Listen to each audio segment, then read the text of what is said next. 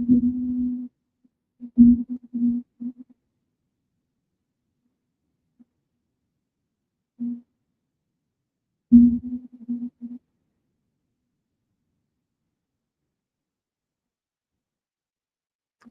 good morning, good afternoon, or good evening, depending on where you are in the world. We are seconds away from a live broadcast of Friday Night Smackdown live from Riyadh, 24 hours away from the Royal Rumble. So here we are getting ready to start the show any second now. Good to see everybody here. Michael Vasquez, thanks for stopping by. Make sure you guys like the video and subscribe if you're new to Mark by Wrestling. We are a positive place to watch wrestling together and discuss what we enjoy about it, what makes us a mark. Because what we say at the end of every broadcast is, "Don't be afraid to be a mark. Being a mark means you believe. Believing makes wrestling better." We're trying not to get caught up in all the other stuff that makes people complain. So here we go. SmackDown ready to start. RT Rick, good to see you, my friend. Thank you for being here. And Zach Meyer, National Fun at Work Day. Okay. Well, everyone who's currently at work, I don't really consider this work. I hope you're having a wonderful and blessed day too. Um, it is Friday, so at least it's not Monday, right? Or Tuesday. So, sometimes Tuesday can be the worst because the day's just getting started, but there's still a whole lot of it left. Except for NXT. We love that here. All right. Here we see Riyadh doing our regular SmackDown openings here. We'll probably get our shots of people entering the building or the property. They did, there's just some PR shots here of the roster enjoying Riyadh. See Trick Williams, Javon Evans, Miz, Rhea, Penta, Charlotte, looking like a Riyadh Jackie Kennedy. Gunther is here. Sufficient boos from the crowd for Gunther. AJ Styles. Loud reaction for AJ Styles. That's a dope Braves hat. I've never seen that one before. State of Georgia shape, the state of Georgia with the feather.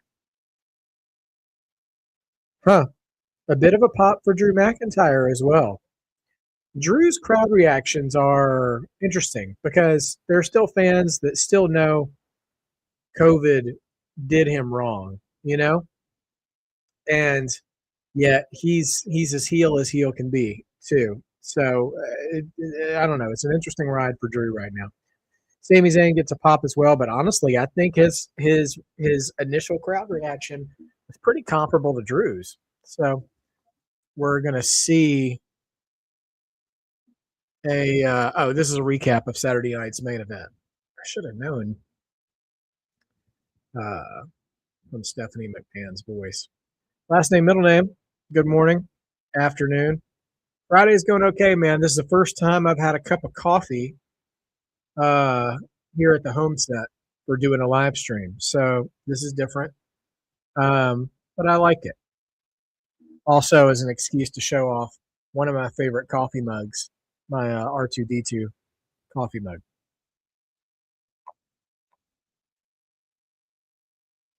Memory serves me correctly. That was a gift from my sister-in-law Christmas a number of years ago now. But yeah, one of my favorite mugs for sure, other than my Georgia Bulldog mug, my kid's college dad mug, that kind of stuff.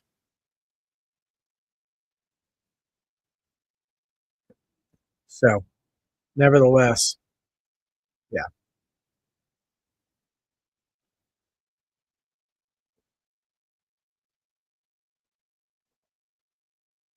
You can move it along, Jav. We don't get demonetized for showing copyrighted material on YouTube. You got to know you got to know what you're saying. We watch along, we watch together. So you watch where you watch and I watch where I watch.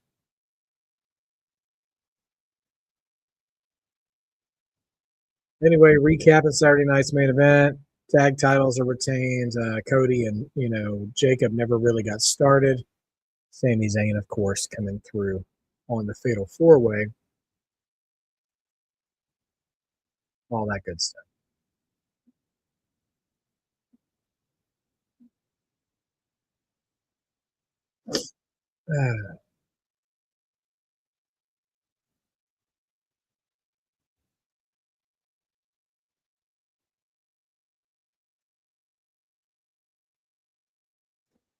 Yeah, so Sammy gets his title shot tomorrow at Royal Rumble. So we'll see what happens here.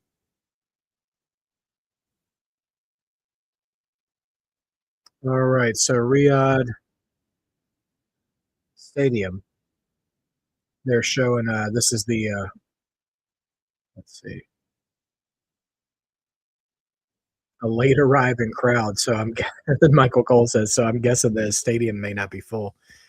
And here comes Cody to start the show. They are using the stadium tonight for where they're using the Rumble. Which, if you didn't see the kickoff show that WWE did earlier this morning, the stage looks great. It's kind of got this whole kingdom sort of setup on the stage, but it's all one big Tron too. Reminds me of a much bigger version of WrestleMania 20 when they had the New York skyline and Madison Square Garden, but it was the Tron though at the same time. All right, Cody's not in his wrestling gear, just in his business casual clothing. I did see that Tommaso Ciampa debuted on AEW. I'll say this, man. AEW is really, really good at creating debut hype moments for a lot of their talent. The follow up is probably where they could use some improvement on weeks from now. What's Ciampa going to be doing? Some of the guys have made it through that sort of ringer in AEW and maintain some popularity, but a lot of people too just kind of fall by the wayside after a while. So, and I saw that his first match, is going to be against Briscoe. What tomorrow on Collision? So anyway, all the best to Ciampa, man. Ciampa was one of my favorites going back to the NXT Black and Gold days. So I wish the best for him. Um, and I hope that he is fulfilled there in AEW. He'll definitely probably be able to wrestle a style he appears to be more suited for in AEW. Because he did get really sports entertaining when he was brought to the main roster, which just doesn't. Gargano can do that kind of stuff, but that's just not really who Champa is. It didn't stick with Champa the way it sticks with Johnny. Um, and yeah, Champa is more built for an AEW or a TNA in that the style he wrestles was probably more allowable. I had hope for Champa though when they let him and Dragunov wrestle. Um, but eventually they just started slapping a T-shirt on him and making him a joke.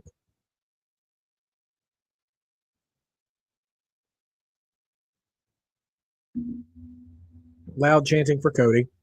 I did see the Hardy interview with Chris Van Vliet. That was I don't know, it was interesting. I'm glad to hear these guys. Glad they're still doing well in their lives. Kind of wild um, that they're still going, even at the capacity that they are.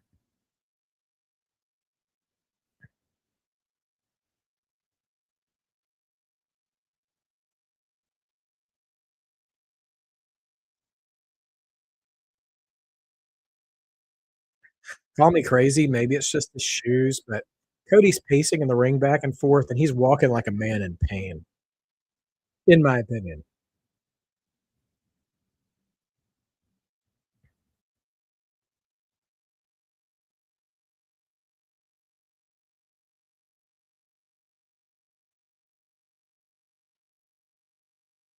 I think the crowd's loud. It sounds like they're chanting for Drew, but they're like chanting on top of each other. So it's a little hard to say, but the crowd's noisy.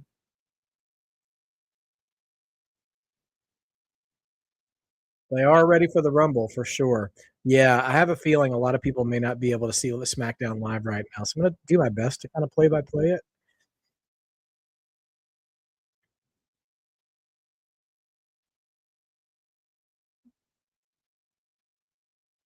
What's up, Dossie? Good to see you. Sorry, just playing around with some.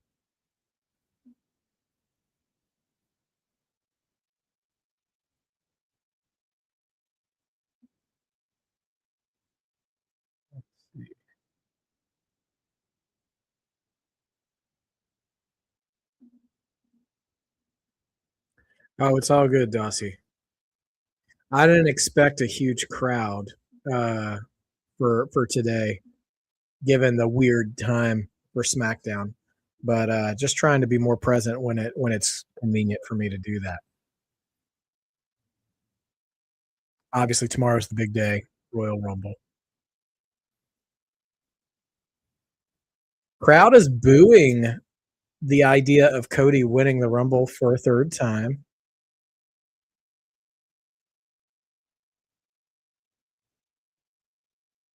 Riyadh is not behind Cody, at least not as a Rumble winner.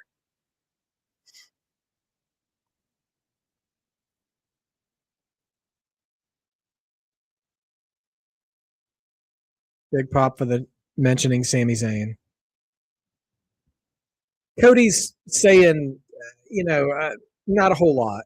You know, he's just kind of name dropping people and events and stuff just for the crowd to pop right now.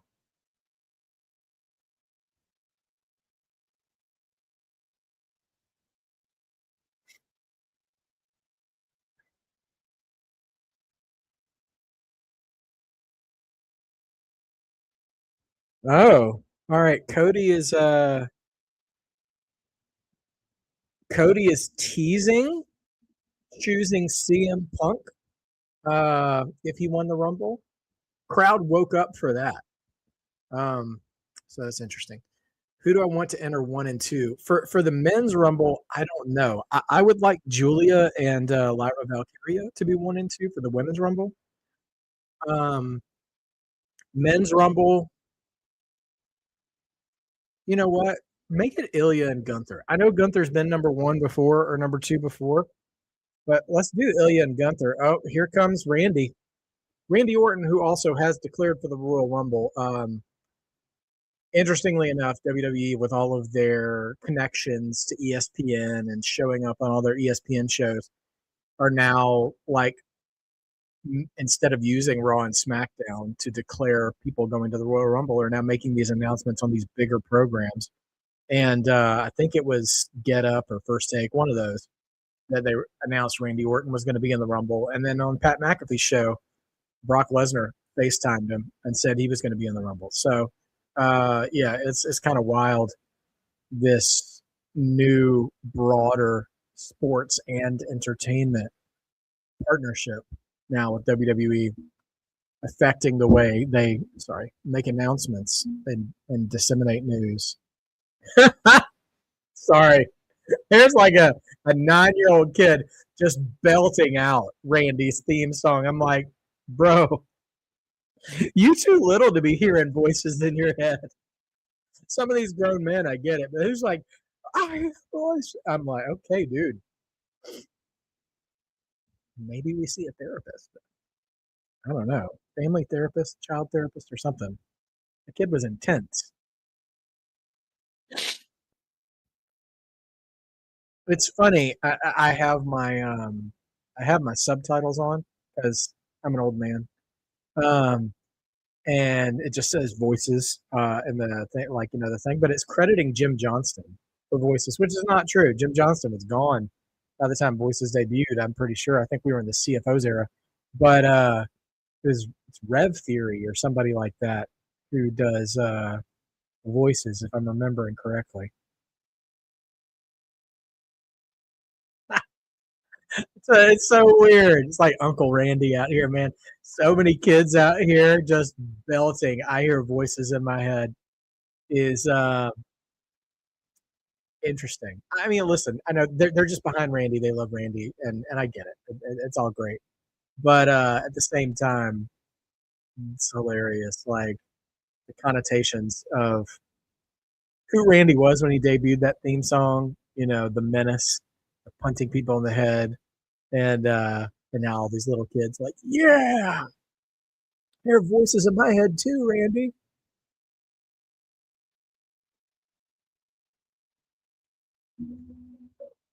Big ovation for Randy.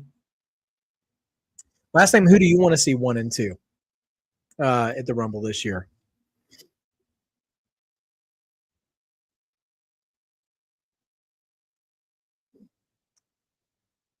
Yeah, so we're definitely in that international crowd mindset where a lot of time is passing and not a lot of things are happening because the crowd is just soaking up the aura of every wrestler they see, which is cool if you're there.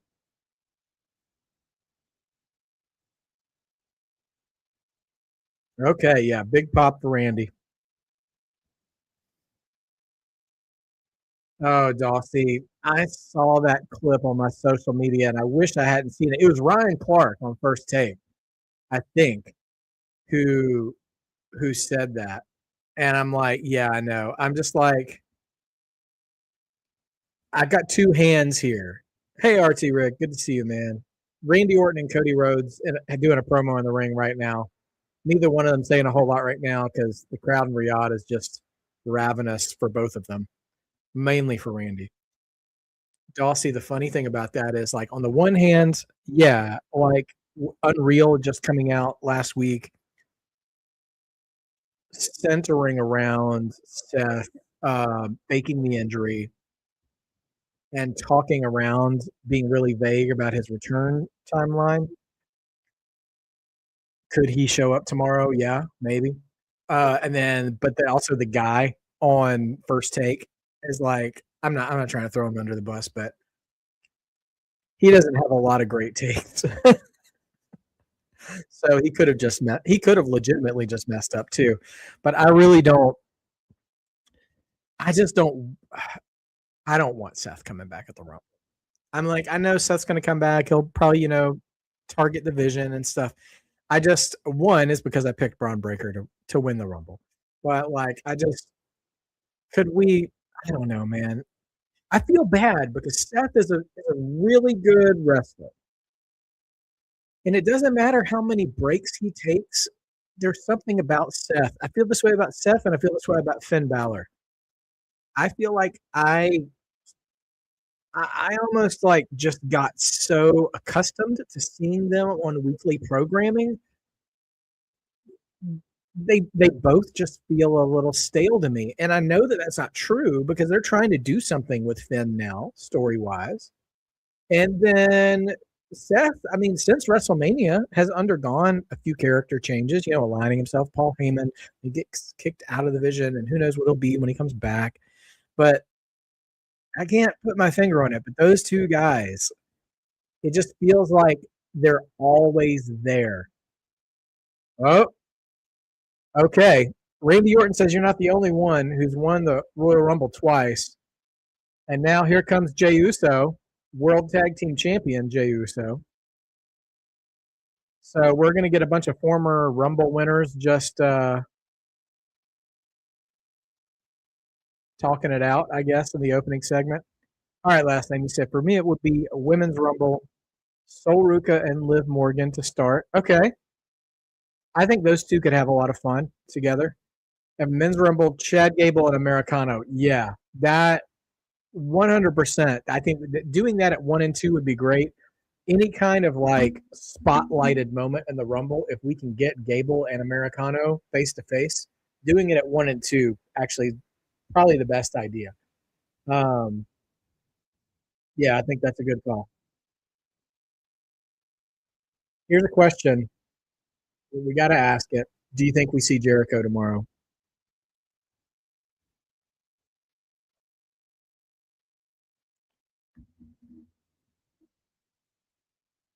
The one thing I'll say about Jericho, I feel like there could be a chance he doesn't return at the Royal Rumble because I think he's savvy enough now that when he makes a return or has a moment, Jay's running it back, more eating. So I'm going to keep talking. I think Jericho's pretty savvy business wise sometimes, with like not wanting to have his return happen at an event that's also going to get publicized for a bunch of other things too. Like, I think when he makes a big impression somewhere, he wants to be the thing that is talked about, which is smart. Uh, Smart on his part. So I know he did make a return at the Rumble one year, but also that Rumble was kind of uneventful. So he was one of the guys who was remembered and talked about for that Rumble.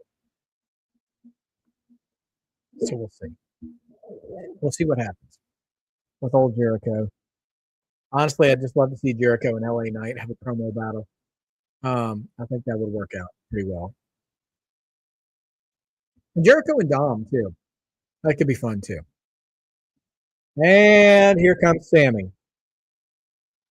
Jay didn't even cut a promo. He just played his entrance music twice, said 4 letters, 1 word, yeet, and now here comes Sammy.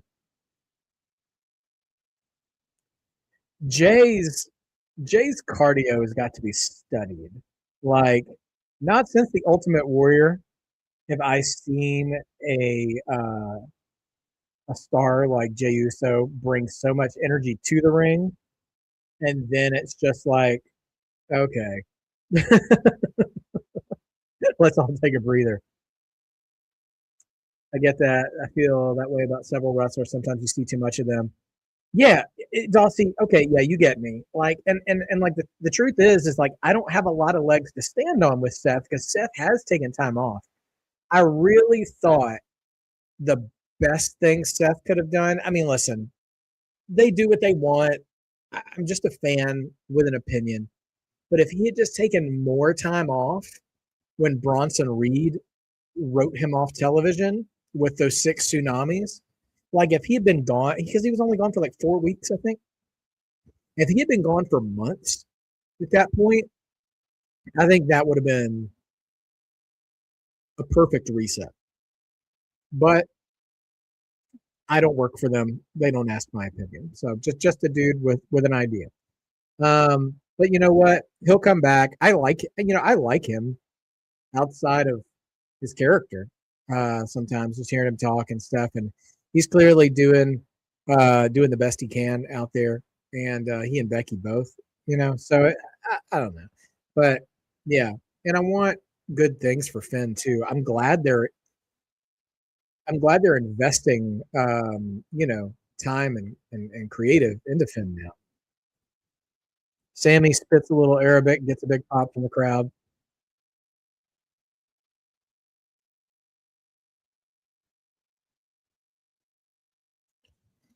So, of the 4 men in the ring, Sammy's the only one never to win a Royal Rumble, which is interesting that he would insert himself into this conversation. Shout out to Just Alex, who on A&B Combo's Royal Rumble prediction show last week, or 2 days ago, last week, jeez, predicted Sammy will lose the world title match and then Becky Lynch his way into the men's Rumble. There could be some foreshadowing here because there's no reason for him to interrupt these guys.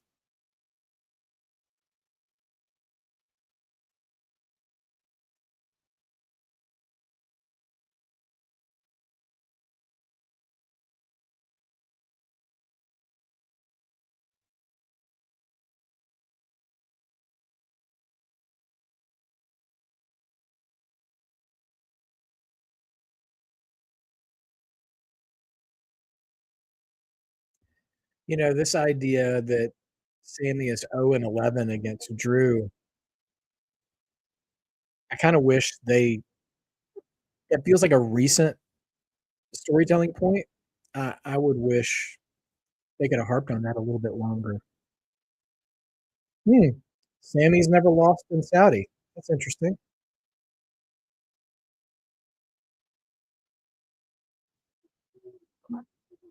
It's like the new streak.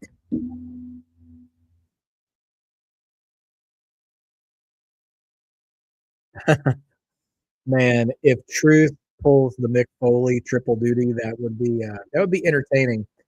I wonder in 2026 how well that would be received. Oh, we have an interruption from Paul Heyman, um, because people can be really stingy about spots to the Rumble. No music. Paul Heyman comes out flanked by the Vision.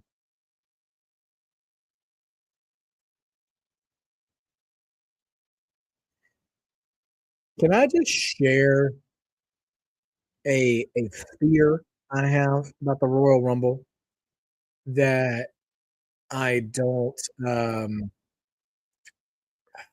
I don't even want to put out there into the WWE universe, for fear that there may be some fruition to it.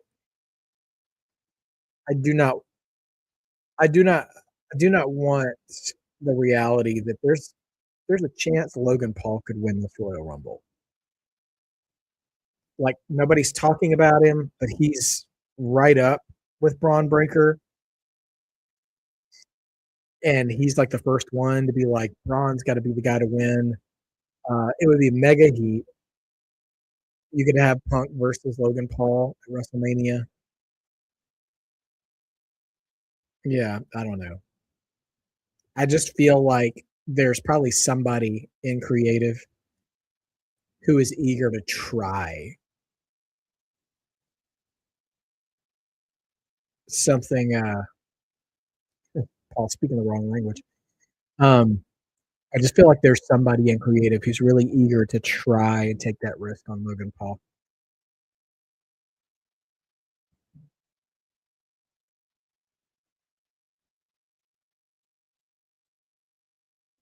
The whole vision is pretty much pulling like that Randy Orton legacy agenda of all of them uniting for Braun Breaker to win.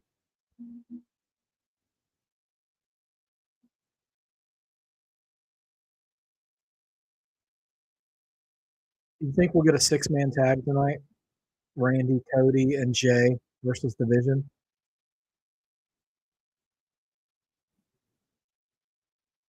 Could I see Rusev getting the most eliminations in the Rumble? Not this year. Last name. I think that time is past. I want to say 2014, 2015, around that time would have been a really good time to do that.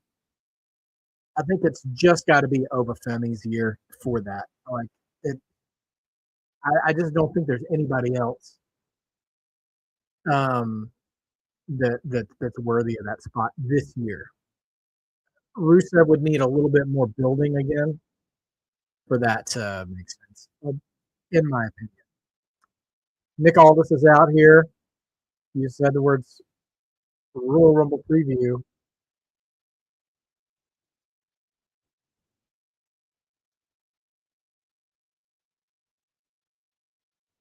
Oh, see, I already forgot about Austin Theory. It's an 8-man tag. So Cody, Randy, Sammy, and Jay versus the Vision tonight in an 8-man tag. I'm presuming is our main event. Yeah, Darcy. Logan winning the title at WrestleMania. I mean, listen, if you thought Cena, heel Cena with Travis Scott, boy, oh boy, I, just are they willing to pull the trigger on that? I don't know. It's a risky move, but it's a bold move too. Because it's not like putting the title on set. Let's pick on Travis Scott for a second. Some unproven celebrity like um, people hate Logan Paul, and for valid reasons. But at the same time, uh, whew, boy, dude gets a lot of heat, and he does put in the work and the respect to not be trash in the ring. And also, like, he knows how hated he is, and he really leans into it in his in ring performance. So that's a very old school marketable heel presentation. which is the kind of thing that would be a champion. I mean, he was U.S. champion for a while, and he's aligned with the top heel group right now, right? So, um, oh man, it's the main event scene is so stacked, you know. Um, I don't necessarily want to see that happen, but boy, there's a chance.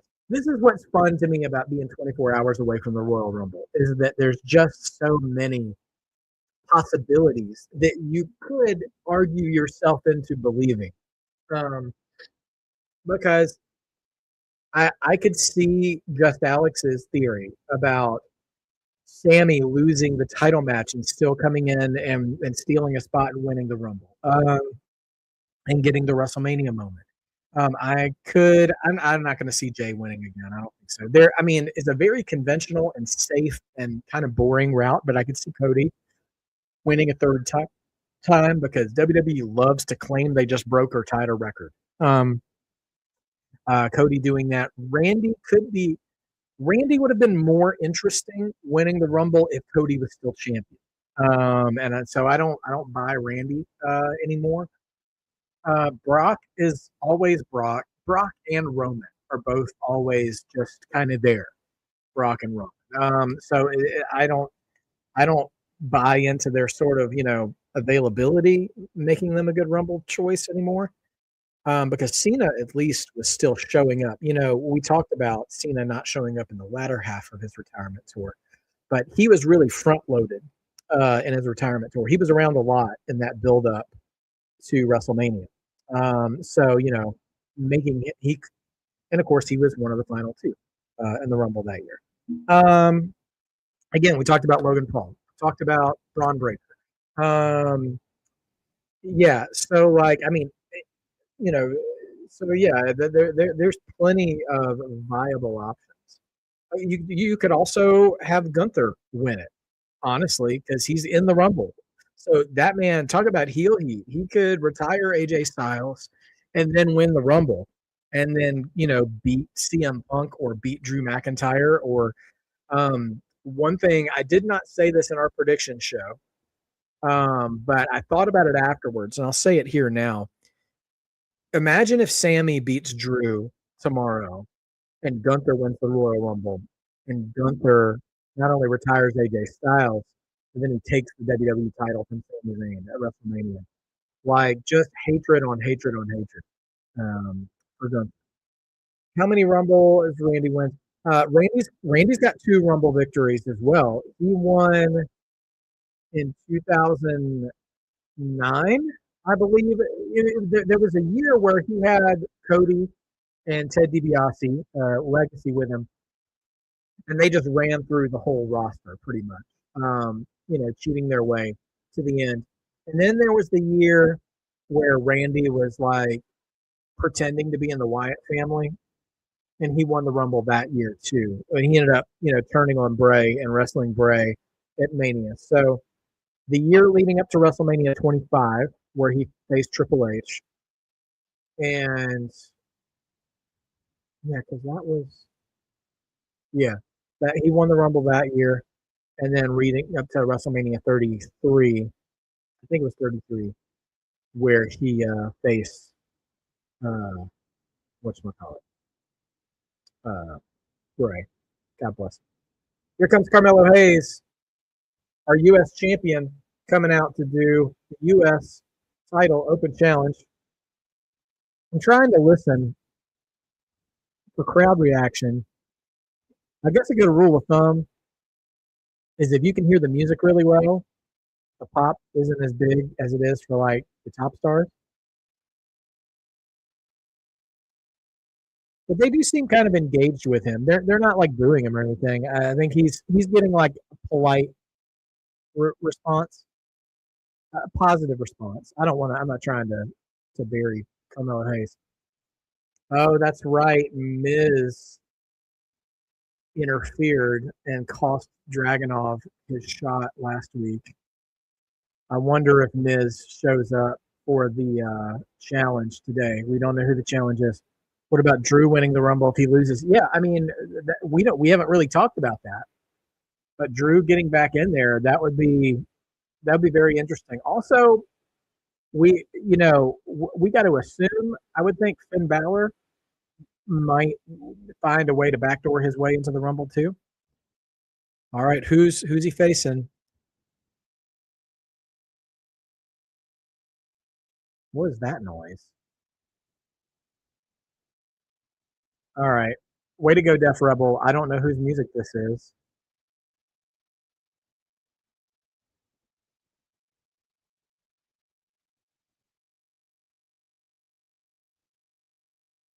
I feel so stupid. Is this Ray Phoenix?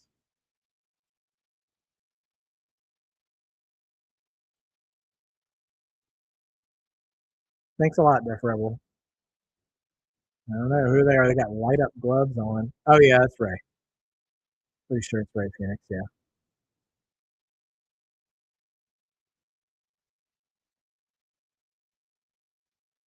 Yep, Ray Phoenix. So we're getting Ray Phoenix versus Mello. They get some time. Should be really entertaining.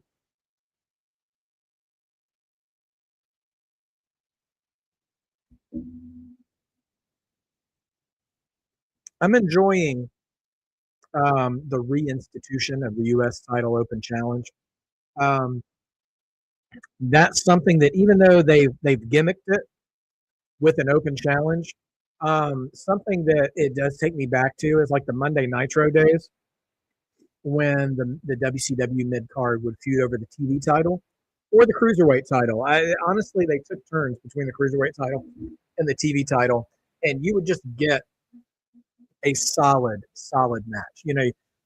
For during a stretch of time between '96 and maybe early '99, you had people like Booker T, Chris Benoit, Eddie Guerrero, Chris Jericho, Rick Martel for a little while, Saturn, um, Rey Mysterio, lots of different guys, Finley, Regal, battling out for that title. You just get a random match weekly, and those guys went after it every single week. Was a lot of fun. And even Booker T and Benoit had a best of seven during that time as well, which we obviously all that stuff is buried deep in the vaults, unless you just happen to find the actual full episode of Nitro somewhere. But it'll never get promoted, and for understandable reasons. But in ring action, great stuff. All right, so a lot of fast back and forth action here.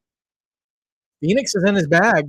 I mean, he's walked the ropes multiple times already here in the opening moments of the match, and he's he's clean.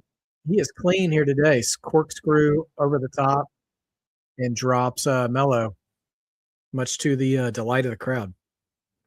So going back to our ad break here. So anyway, yeah, man, Phoenix and Mello.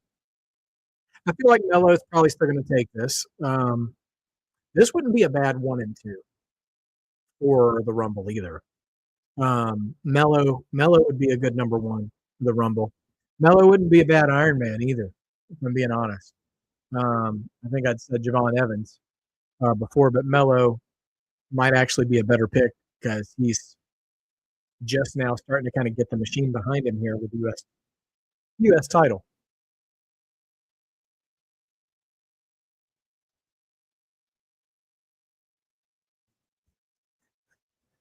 Huh. Phoenix, a former mega champion.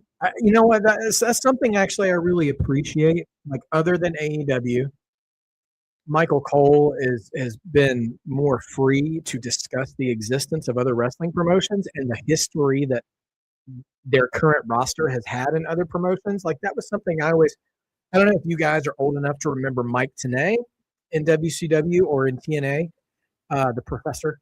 But I always loved like learning about the history of a wrestler. You know that that would serve to educate you as the fan on, hey, this guy is not just some you know Johnny come lately new guy. Like this guy's got a pedigree behind him. He's done a ton of stuff. And yeah, anyway, so I love that Cole is doing more of that now, and obviously he's probably been given permission to do that. But honestly, there's just more of a legitimacy to it. Like it is because even back, going even as far back as like 91, sometimes WWE would be so myopic and and so tunnel visioned on their own existence, they wouldn't even acknowledge the past exploits of their own talent. I remember, let me go ahead and I'm going to pull a visual aid figure. One of my favorite wrestlers of all time, my very first favorite wrestler, Ricky the Dragon Steamboat. Now, it wasn't this iteration of him that was my favorite wrestler. It was the 86, 87, 88 Steamboat, the Savage Steamboat, WrestleMania 3 Steamboat was my first favorite wrestler. But when he came back in this getup, first of all, the breathing fire on the entrance, that was excellent. However, when he was in WWF under this gimmick, they just refused to admit he was a former Intercontinental Champion or that he'd even been there before for a while. They just kept calling him like the Dragon and stuff. And I'm like, this is so absurd. You do not have to reinvent your own talent, you know? And so, yeah, it's all that to say, I'm really glad that they're not afraid to mention somebody's past in TNA or AAA. And granted, they own or partner with those companies now, so they're more allowable to that. But they even talk about New Japan from time to time. I mean, with the AJ and Shinsuke match at Saturday Night's Main Event, they referenced that, which was a lot of fun. Mello and Phoenix rolling around trying to pin reversal each other, but Phoenix can't quite seem to get the job done. But yeah, he's giving Javon a run for his money and bounciness in this match. I'll give him that. Ooh, if Penta and Phoenix were 1 and 2, that you know what? Last name, I'm curious. I don't know because I don't know what other people know, right? I wonder would the Riyadh crowd recognize the specialness of having the Lucha Brothers be 1 and 2 in the Royal Rumble? Um, if they did, I think that would be dope. I think that would be really fun. And imagine a couple of years ago when they were both still in AEW, what if you went up to somebody, he's like, you know what, the Lucha Bros, they're going to be both in the Royal Rumble in 2-3 years time. People's heads would have spun. When Cody declared himself in the Rumble, he said, first entrant. Surely he didn't mean number 1 in the Rumble, just first to declare himself. Don't call you Shredder. First of all, goated airplane reference, Dossie. Comedy ball. Man, springboard DDT there. Mello only gets 2. I'm not doing a lot of play-by-play on this match, but it's a good match. So if you guys aren't watching SmackDown right now, you owe it to yourself to go on YouTube or watch the replay on USA Tonight to catch this match at least. It's good. The crowd is invested. Mello's run, while there's not an actual feud happening with him, I mean, you could argue maybe there's still a feud with Miz going on because he's just doing the challenge week to week. He's having great matches. Oh my gosh. So Phoenix ran into the corner. Mello was in the corner, springboard off the second rope into like a spin kick, caught Mello right in the chin. Ooh. Phoenix is working great tonight. Like, occasionally, the risk you take with a style like Phoenix's is you might occasionally get a botch because it's just risky offense. But everything he's done has been so clean and smooth tonight. All right, Muscle Buster gets reversed into a roll up, only 2. Mello back on offense now. Yeah, Dulcie, I don't think that Cody's going to be number 1. Although, ooh, man, Phoenix's kicks are landing tonight. Now it's a super kick party. Double kick to the head, and they both drop. Big ovation from the crowd on the double down. Dulcie, actually, Cody at number 1 could work because you could tell stories through the Rumble with Cody if you wanted to. And also, he might not make it to the end either. And you could sidetrack Cody into whatever his issue is going to be at Mania. Also, you could have Cody double down at Elimination Chamber to get a um, to get a title shot at Mania. And so then you could continue to have him deal with Jacob or whoever, you know. So I don't believe that's what he was communicating either. But Cody being number one isn't the worst idea, though. Double clothesline, they're both down again. So last name, you said, is it just yours? Does a Steamboat toy look like a He-Man toy? 100%. And I think that's mostly the headpiece here, and then the wrist pieces. Um, yeah, there's some definite, and oh, also like the chest crest here. This is very He-Man armor-ish. It's very Eternia-ish. 100%. Last name, did you see the trailer for Masters of the Universe? And if so, what did you think of it? I'm curious.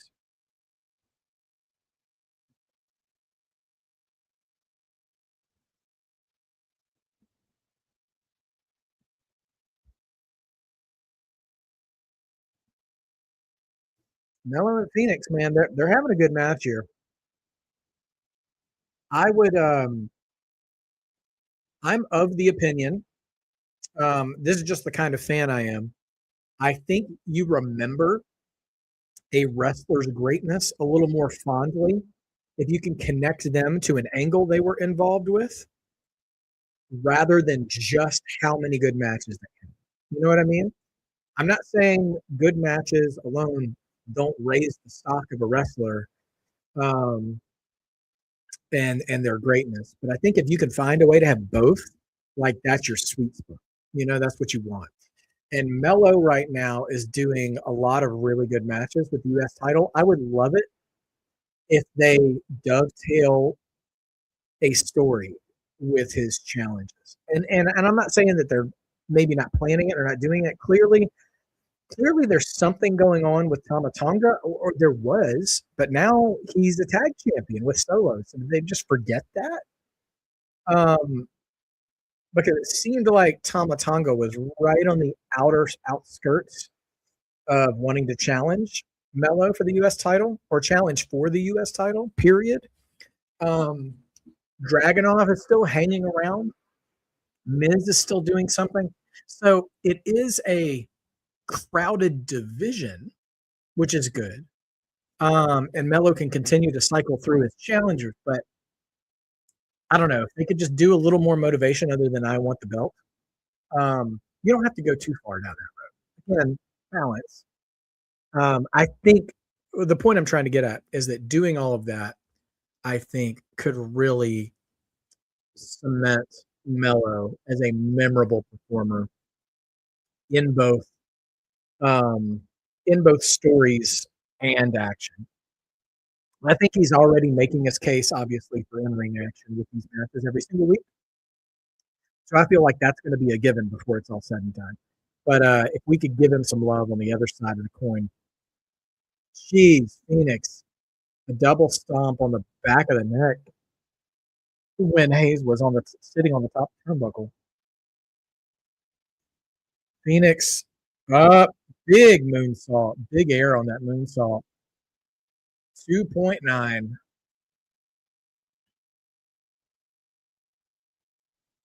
I wonder if we'll see Miz again. We already know that Miz is there because I've seen him in other backstage-ish things. I'm sure he'll be in the Rumble too. Why wouldn't he? I'll tell you what, the crowd is enjoying this match. Man, that like tilt-a-whirl bulldog thing Mello does, it's just so clean. It looks so good.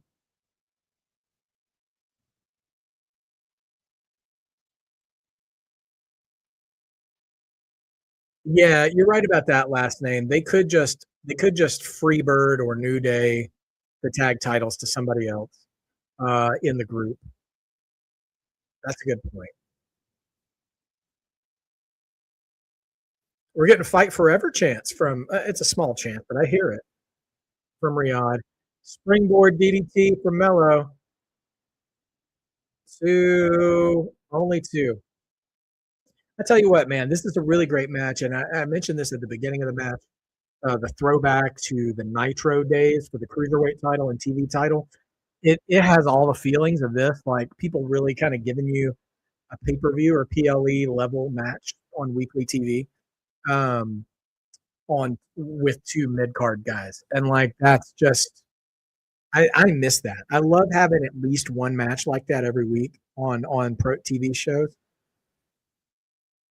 He was going to go for nothing but net, but had to bail on it because Phoenix rolled out of the way, and then he caught him with a DDT. Phoenix caught him. Let's see.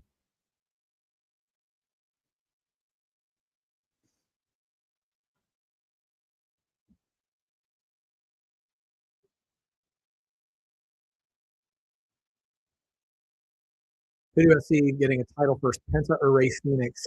If they're not getting tag titles together, big code breaker for 48. Sorry.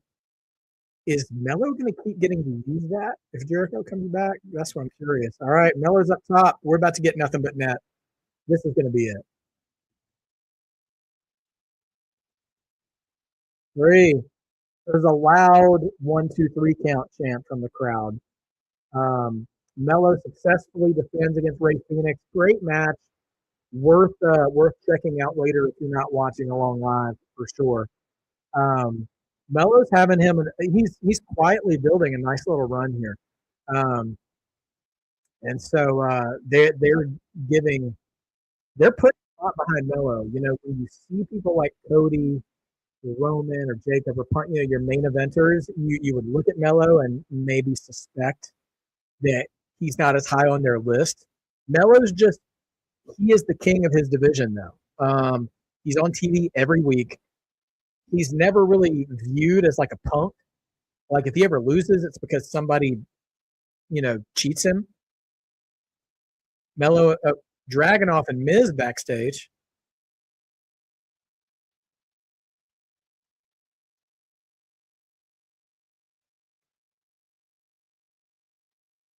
Miz is saying it was Mello's idea for Miz to interfere on Dragunov last week.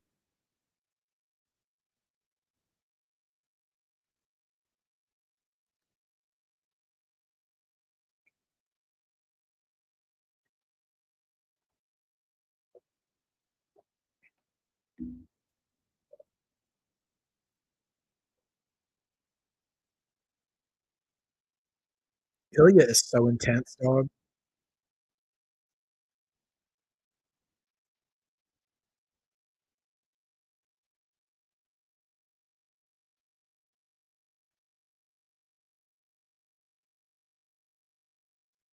I think we're getting Dragunov versus Miz tonight. Okay.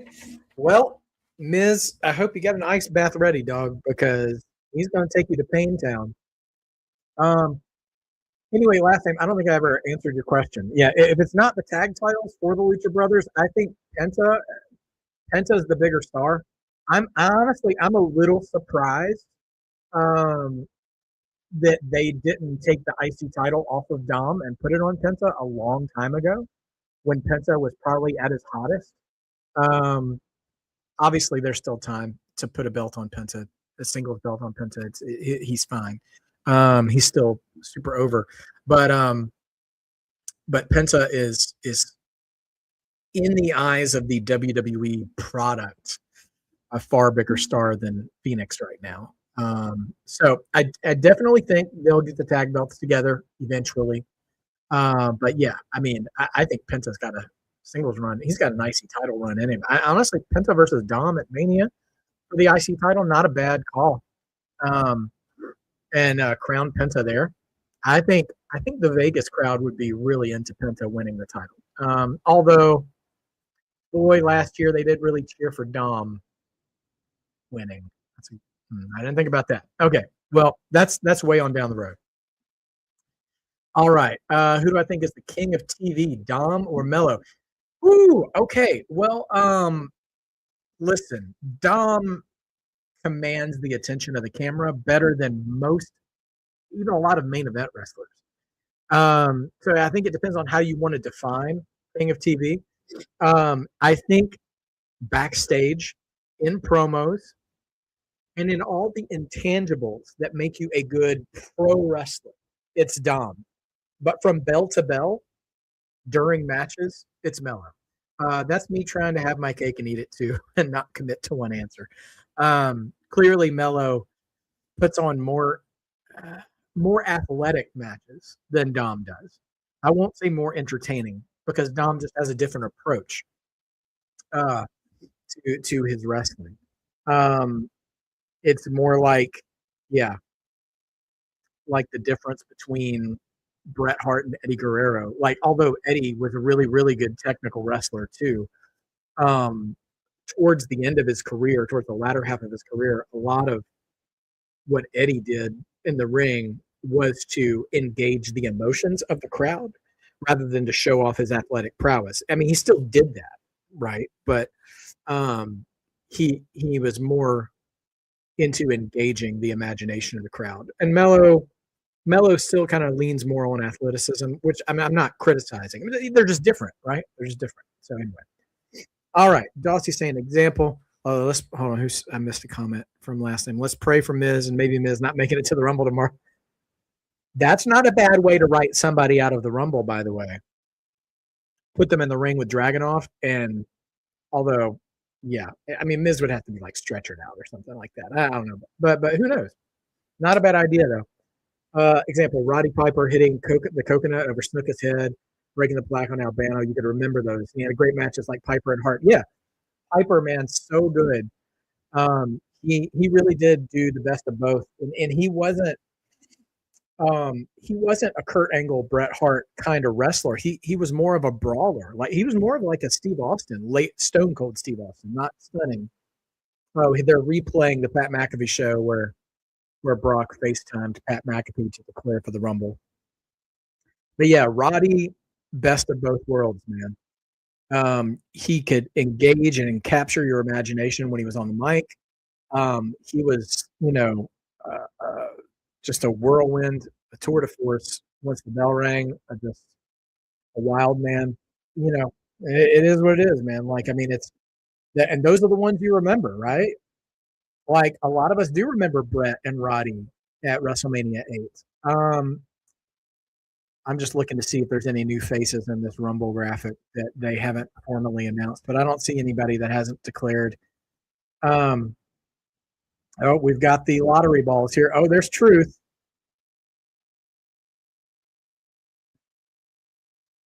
More ball jokes from Truth. Truth is in Riyadh. Oh, Damian Priest.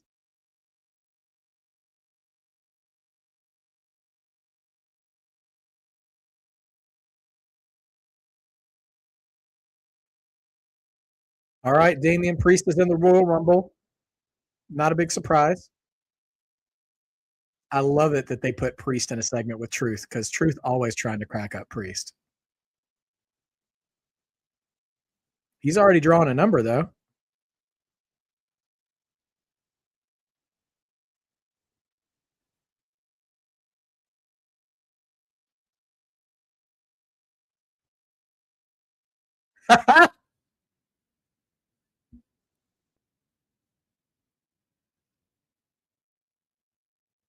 All right. Based on the way that segment went, Priest drew a low number. Truth popped me, though, because he's like, he saw the number that he drew, goes, my bad. You could draw again. And all this is like, no, we can't. Okay. Kathy Kelly with Drew McIntyre outside the arena.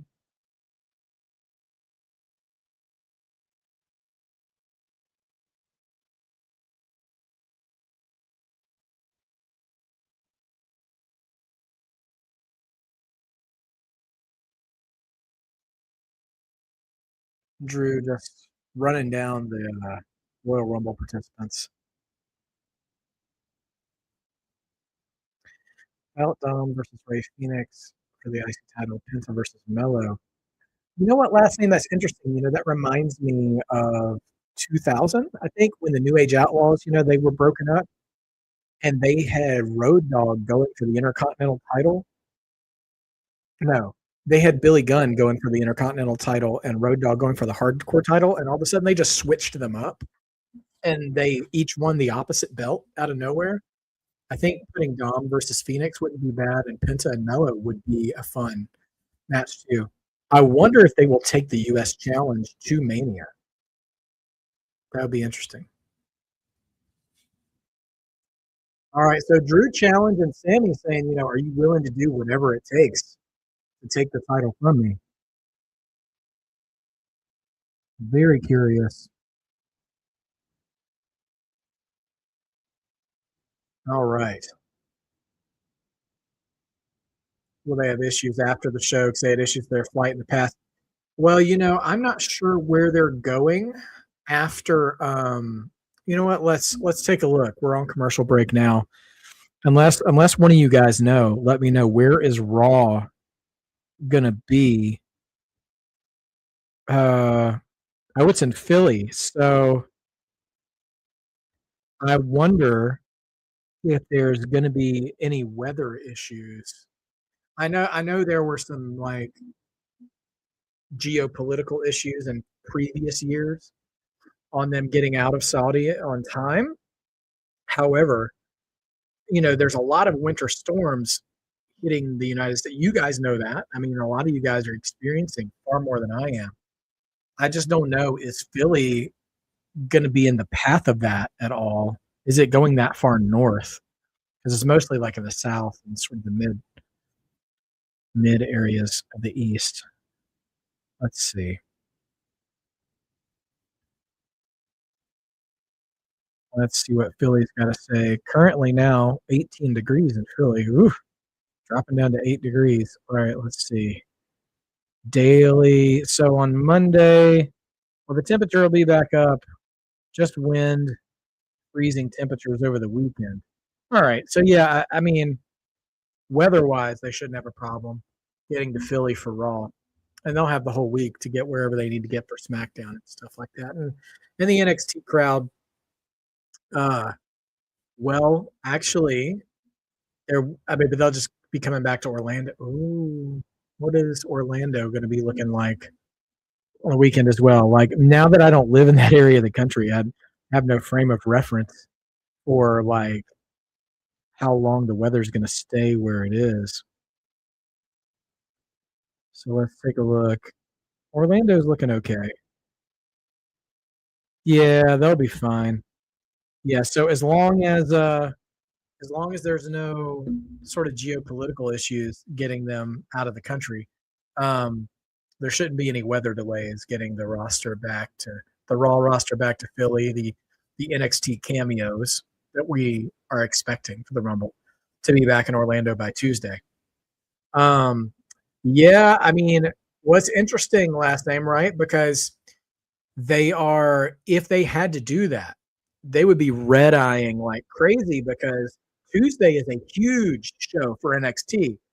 They're having like 3 or 4 title matches, um, and a lot of their top names are going to be involved in that. So the Knockouts tag titles are on the line, the North American titles on the line, the NXT title is in that ladder match.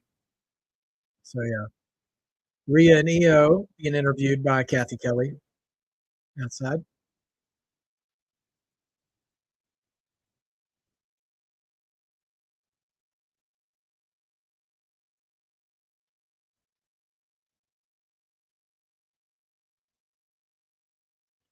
I tell you what, one of these days, Rhea and Io are going to break up, and it's going to be great.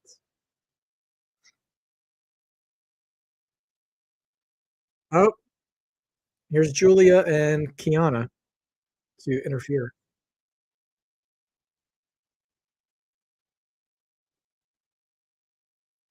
Zarya would be a good fit for Raw. I agree. Io and Julia smack talking each other in Japanese.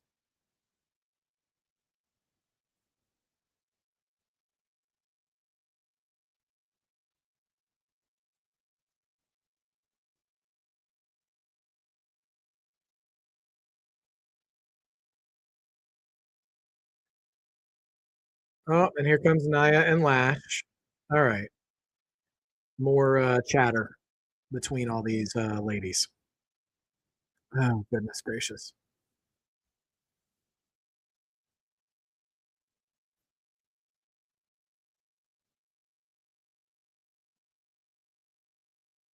All right, is agents coming to break things up? Is that Jamie Noble and a ref? All right, so we cut from that to Charlotte Flair, and I'm assuming Alexa coming with her. Yeah, this set looks great. If you guys aren't watching along, when you watch the Rumble tomorrow, it's a great look. Ooh, last name. That's good, right? So Rhea and Io, you can do a sudden turn on one of them, or you could do a slow breakup. And here's the thing. Ah, it's so hard. I kind of wish they hadn't teamed them up like this. Just kind of, because I think the the best way to do it is to turn Rhea heel on Io. But I don't think people are going to boo Rhea. I don't think people want to boo Rhea. I don't think people want to boo Io either. But like, you know, if you just remove how popular both of those women are and just look at their characters, it reminds me of, remember when Batista turned on Rey Mysterio? That's basically what I'm seeing with this team, right?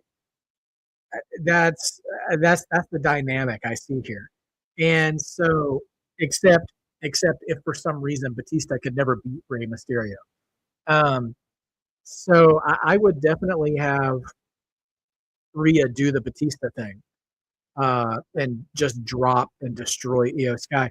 But the problem, the thing too, is the entire story thread has been Rhea Ripley cannot beat Io Sky one on one. And so initially, I was thinking, well, this story eventually ends with Rhea finally beating Io, and I think you could do that with a face versus face story. Um, I guess you also don't have to necessarily have a heel turn. If they could actually get the crowd to boo Rhea Ripley, which I don't think they can right now, I would do the Batista and Rey Mysterio thing. Another thing I would do is kind of do the MJF Adam Cole thing, not the devil stuff, but the idea maybe they start to not trust each other. They'll have to lose the tag titles at some point, um, and have them, you know, square up one on one. I'd make it for the title, either world title. And then Rhea can finally beat her, and they stay friends after that. Like they hug afterwards. Maybe like Brett and Roddy. Honestly, you mentioned the rest. We mentioned the WrestleMania 8 match earlier, to where they're teasing maybe Rhea turning heel, but she won't because she loves Io or respects Io so much. She chooses not to do it. I don't know. I don't really know how I'd do it. I have a few ideas there, but eventually I think they just decide to go their separate ways. Like they both want to be champion. This would be a great time to have a draft. Honestly, is to draft one of them over to the other show, and that's how they get broken up. Anyway, I that way you don't have to worry about it. So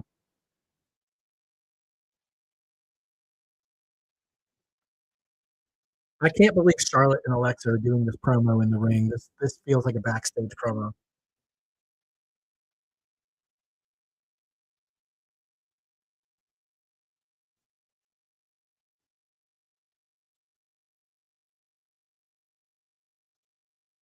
They're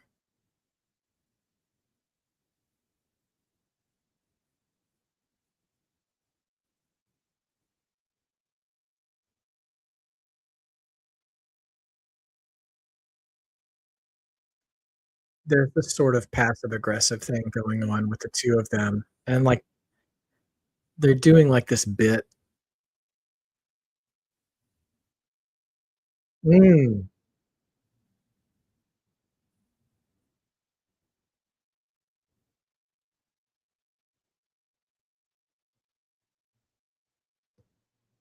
The crowd in Riyadh is firmly Team Alexa.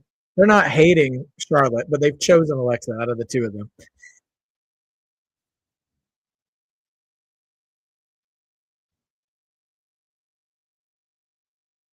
And here comes the Judgment Day ladies,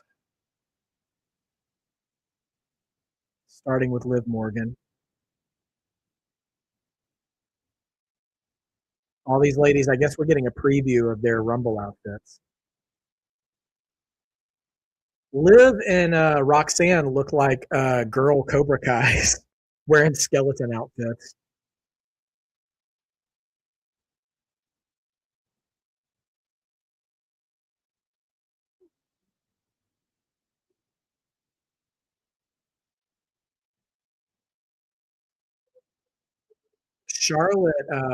Charlotte's gear, by the way, for Saudi accommodations, actually looks pretty dope. It's green and gold. Feels very uh, flairish. Like I remember Rick used to like kind of rock the green trunks and the yellow boots from time to time. But yeah, Rhea would be saying you should have been my friend.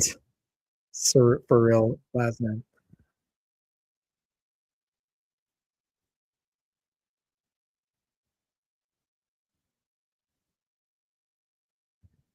Liv is leaning into the more obnoxious parts of her gimmick for sure, and this is working. They could do the Adam Cole and oh my gosh, last name doing the DIY breakup. All right, I was sitting there thinking, how how could they have Rhea turn on Io in a way that would actually break the heart of the fans? And I think doing the DIY breakup, ugh, that would hurt, and that might actually work. I just don't know if they would continue to hate Rhea. I don't know. She would need like a change of theme music or something. I don't know. Tell you what, man, Nick Aldis is in his Teddy Long bag tonight, just coming out. Tag team match player is what we are doing. So, gotta love it. And if you don't love it, that's okay too. Man, oh man. So we've got so we're on break now, but so it looks like we'll have Charlotte and Alexa versus a faction, a contingent of the Judgment Day. I'm assuming Liv and Roxanne probably. Um, as I don't know, Raquel kind of had the "I'm going to be in the corner" look to her, anyways. But anyway, a lot of this, the night before a PLE is always challenging because you don't necessarily going to get a lot of big time stuff, but or things that are going to end in a satisfactory way. But you get a little bit here and there, like that U.S. title match, excellent. We're going to get Dragunov versus Miz tonight, which I think could I'm not going to say steal the show, but I think it could over. I think it could exceed expectations. Um, I never know what to expect with Miz when he gets in the ring with a guy who wrestles like Dragunov. So we'll see what happens there. Um, and then yeah, 8-man tag to close out the show tonight, which will be Sammy, Randy, Jey Uso, and Cody versus the Vision. So anyway, we'll see who stands tall, and we always do our little wrestling math in those situations. Like who's going to stand tall at the end of the night? Will that mean they win or lose the Royal Rumble? I have a feeling Cody stands tall because I just don't see him winning 3 Rumbles. Not not winning three Rumbles, but not winning this Rumble. You know what I mean? Meanwhile, did anybody notice CM Punk is the official cover athlete for WWE 2K26?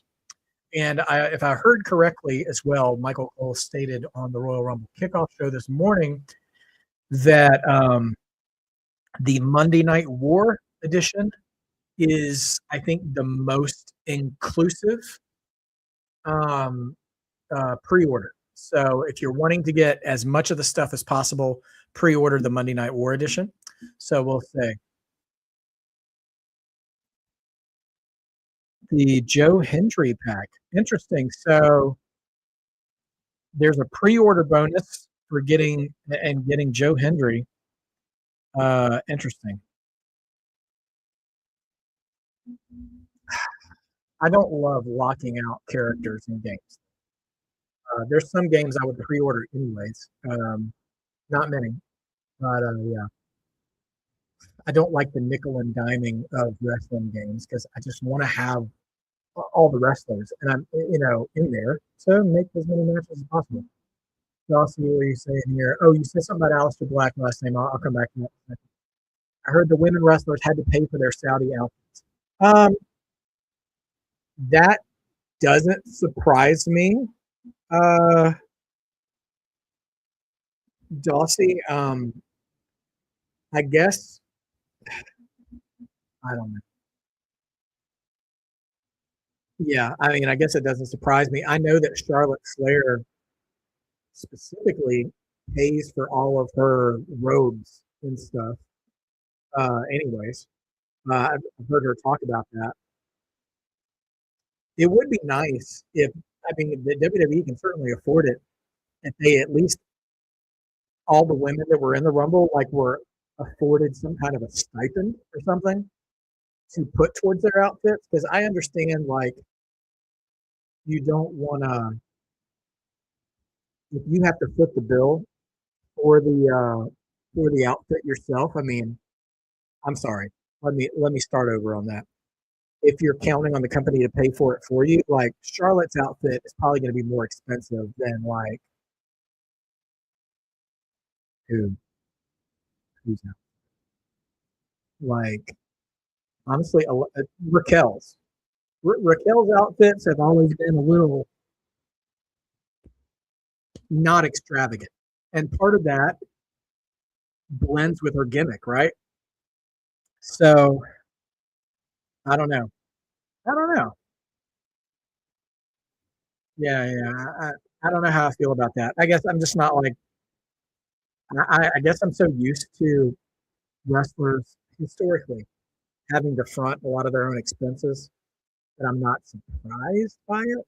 I guess you would think part of it they could. I would say this.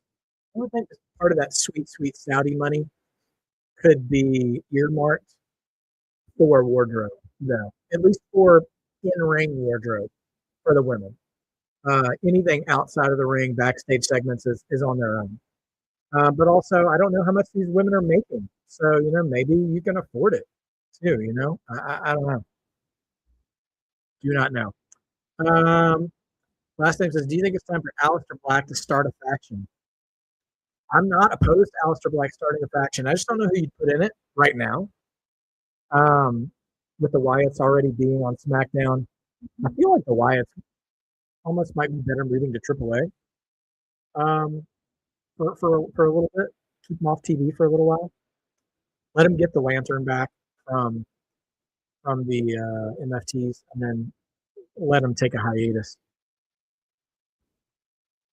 But Aleister Black and the faction, not a bad idea.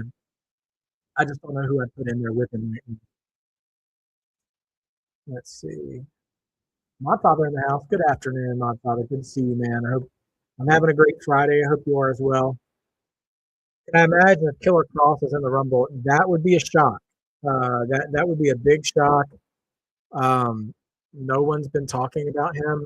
I mean, that I don't mean it like that. I just mean like of all of the rumors about surprise returns and stuff, his name hasn't come up at all in anybody I've heard talking. Although I've tried to stay away from that talk to try to just enjoy the Rumble at face value this year. So if they are talking about him, I haven't been around those conversations.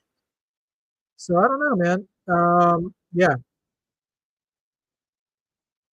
Cross would be great though. Um, and they just didn't love the way they wrapped him up. I mean, I hate that things happen the way they did. Oh, I thought Roxy had a skeleton on her shirt too, but no, it's some kind of star.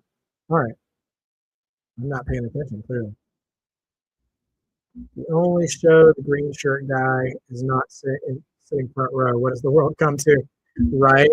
Seriously, my father. I wonder if he's on the hard cam side because I know he's there. I saw somebody post a fan post a photo with him. Um, and I got to say, it was a little jarring in that photo. He wasn't wearing the green shirt. Clearly, that man owns other clothes, but still.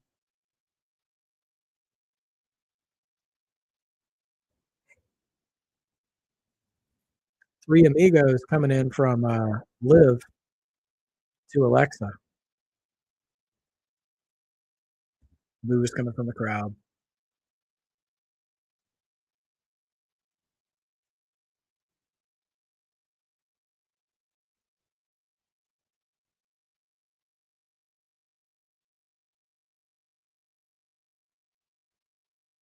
Crowd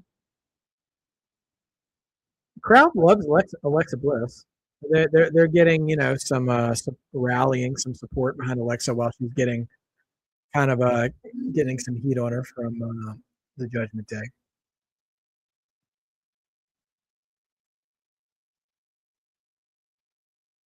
That's right, Modfather. I don't see green shirt guy in any noticeable place, so I do wonder if he's on the hard cam side this time.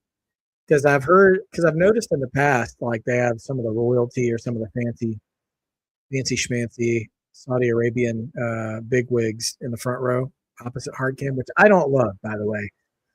You can give those guys primo seats that are not constantly in view of the camera. I wish WWE would have more like rabid fans, but the more excitable visual fans in the spot and the hard cam spots. That does a lot for the show. Sean Swaby, what's up, man? Welcome to the chat. We're just doing an early Smackdown today since we're here. The 30-day defense clause, right? I don't think it does apply to Dom. It's a casual enforcement. It seems like. What outfits am I more looking forward to seeing at the Royal Rumble for the women? Uh, Good question. I like it when any wrestler is somehow referential with their gear to things. Like, I know you were asking about the women, but like with the men, there was a while in NXT where Johnny Gargano was like always like referencing a Marvel character in his gear. Rey Mysterio did that for a long time too with superheroes at the big PLEs. Who else? Dom has done it once or twice, kind of referencing lucha of the past. And who else? Cody and Seth have done that before. So for the women, if Bianca is indeed returning tomorrow, which many of us are hoping and predicting she is, knowing that she makes her own gear all the time, I'm always interested in what she puts together. So I'm interested in that. And then Liv Morgan and Alexa Bliss have also both in the past been kind of referential with their gear. Rhea has been before too. So like I remember now since Alexa did her Bray Wyatt phase, she's been a little emo-ish with her gears, so she doesn't quite do anything bright and shiny anymore. But there was a time where I think it was a WrestleMania, she almost had like a Buzz Lightyear kind of vibe, which was kind of cool.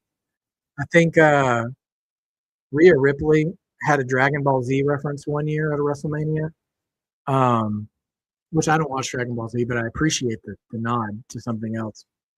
She also did like a Terrifier thing or a Hellraiser thing, I think, at one point. Vega and Rhea. All right, there we go.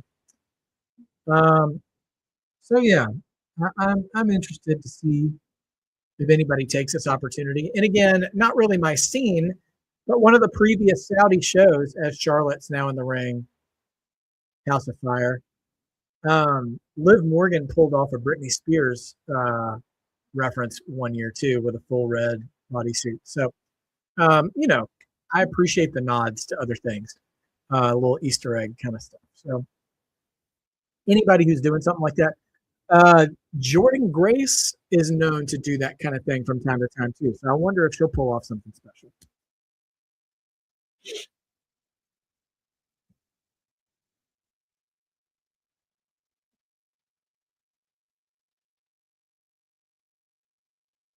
Kip up from Charlotte after a fallaway slam.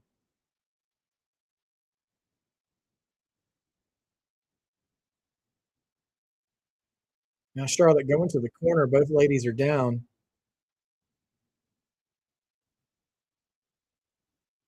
She's going for a moonsault. Moonsaults both ladies,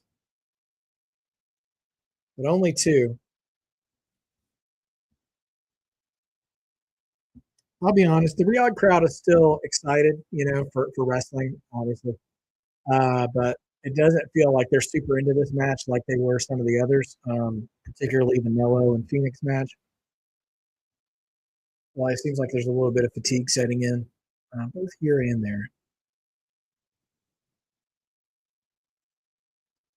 Figure four. Oh, nope. Step up Enziguri from Liv Morgan. Oh, man, big kick from Charlotte.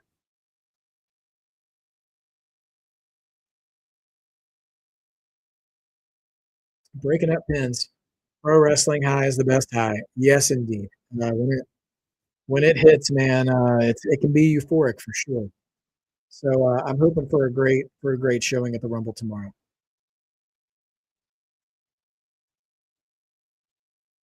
Wow, a code breaker into a Russian leg sweep. That's a pretty dope combo from Liv and Roxanne.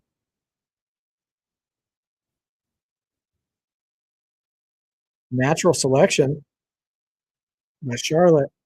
Now Raquel jumps up on the apron to distract. Roxanne clips the bad leg of Charlotte. Stephanie McCare's here. And she just dropped Raquel. And Roxanne distracted Liv Morgan with the Sister Abigail into the DDT. Could that be it?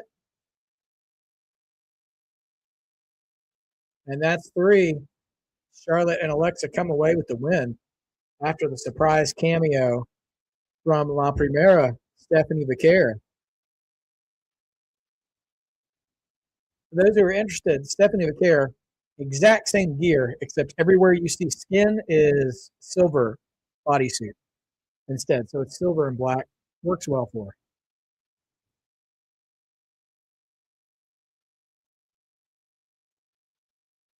Honestly, she looks like a Spaceballs trooper.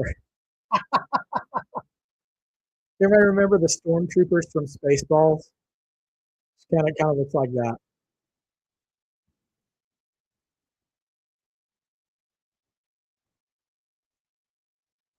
Charlotte kind of eyeing and Alexa and Charlotte just kind of eyeing, but giving a nod to Stephanie Vaquer. Could that be a little preview?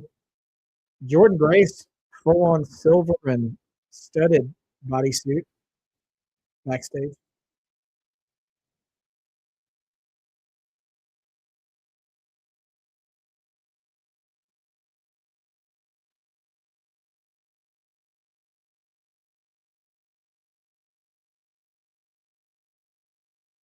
Oh,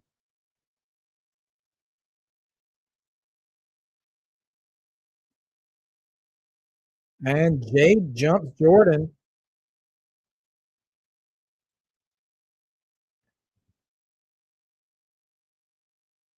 Jade's bodysuit is all money, by the way. I could never thought I'd be a fashion reporter here for WWE, but here I am. And they pull them apart. Still advertising the 8-man tag tonight.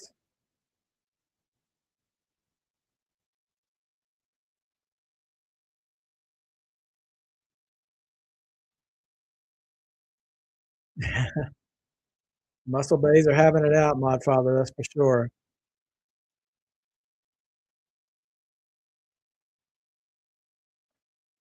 And here comes Fraxium.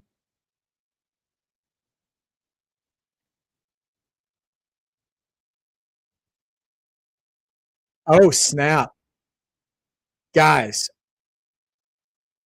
they were, oh my gosh, they were putting the title card on the screen for Fraxium, and instead they put the wrong title card, and it said Braun Breaker entrant number one. Did they just spoil Braun Breaker as number one in the Royal Rumble? Because if so, that's completely going to ruin.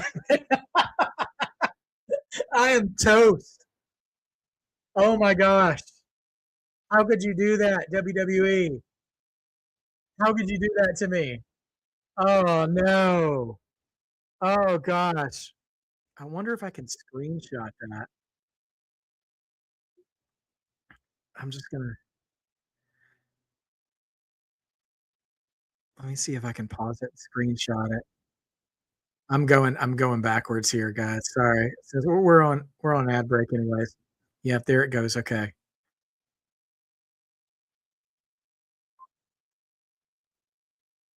Let's see if I can pause it. Oh gosh, I couldn't pause it. Yeah, yeah, watch Unreal season 4. Oh, we totally all part of the show, everybody. Oh my gosh. All right, all right. I'm gonna try to screenshot this thing.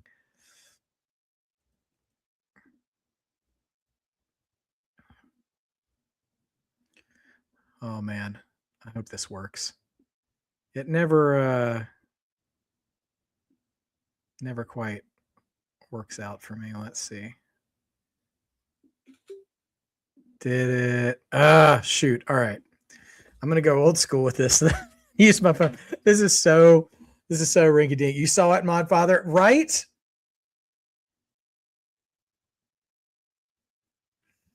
Oh man. Yeah, right. I mean, listen, this is not like an Unreal thing. This is just a production error, you know, for sure. But I don't like that. Oh my gosh.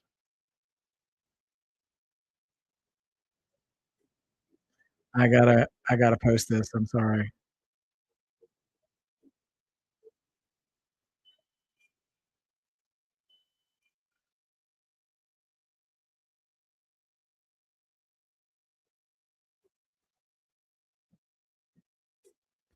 Okay, let's see.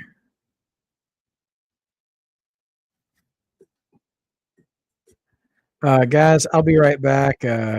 Channel mascot needs to be tended to. So I'm gonna tend to him and I'll be right back and we'll visit your comments and we'll chat all of this up.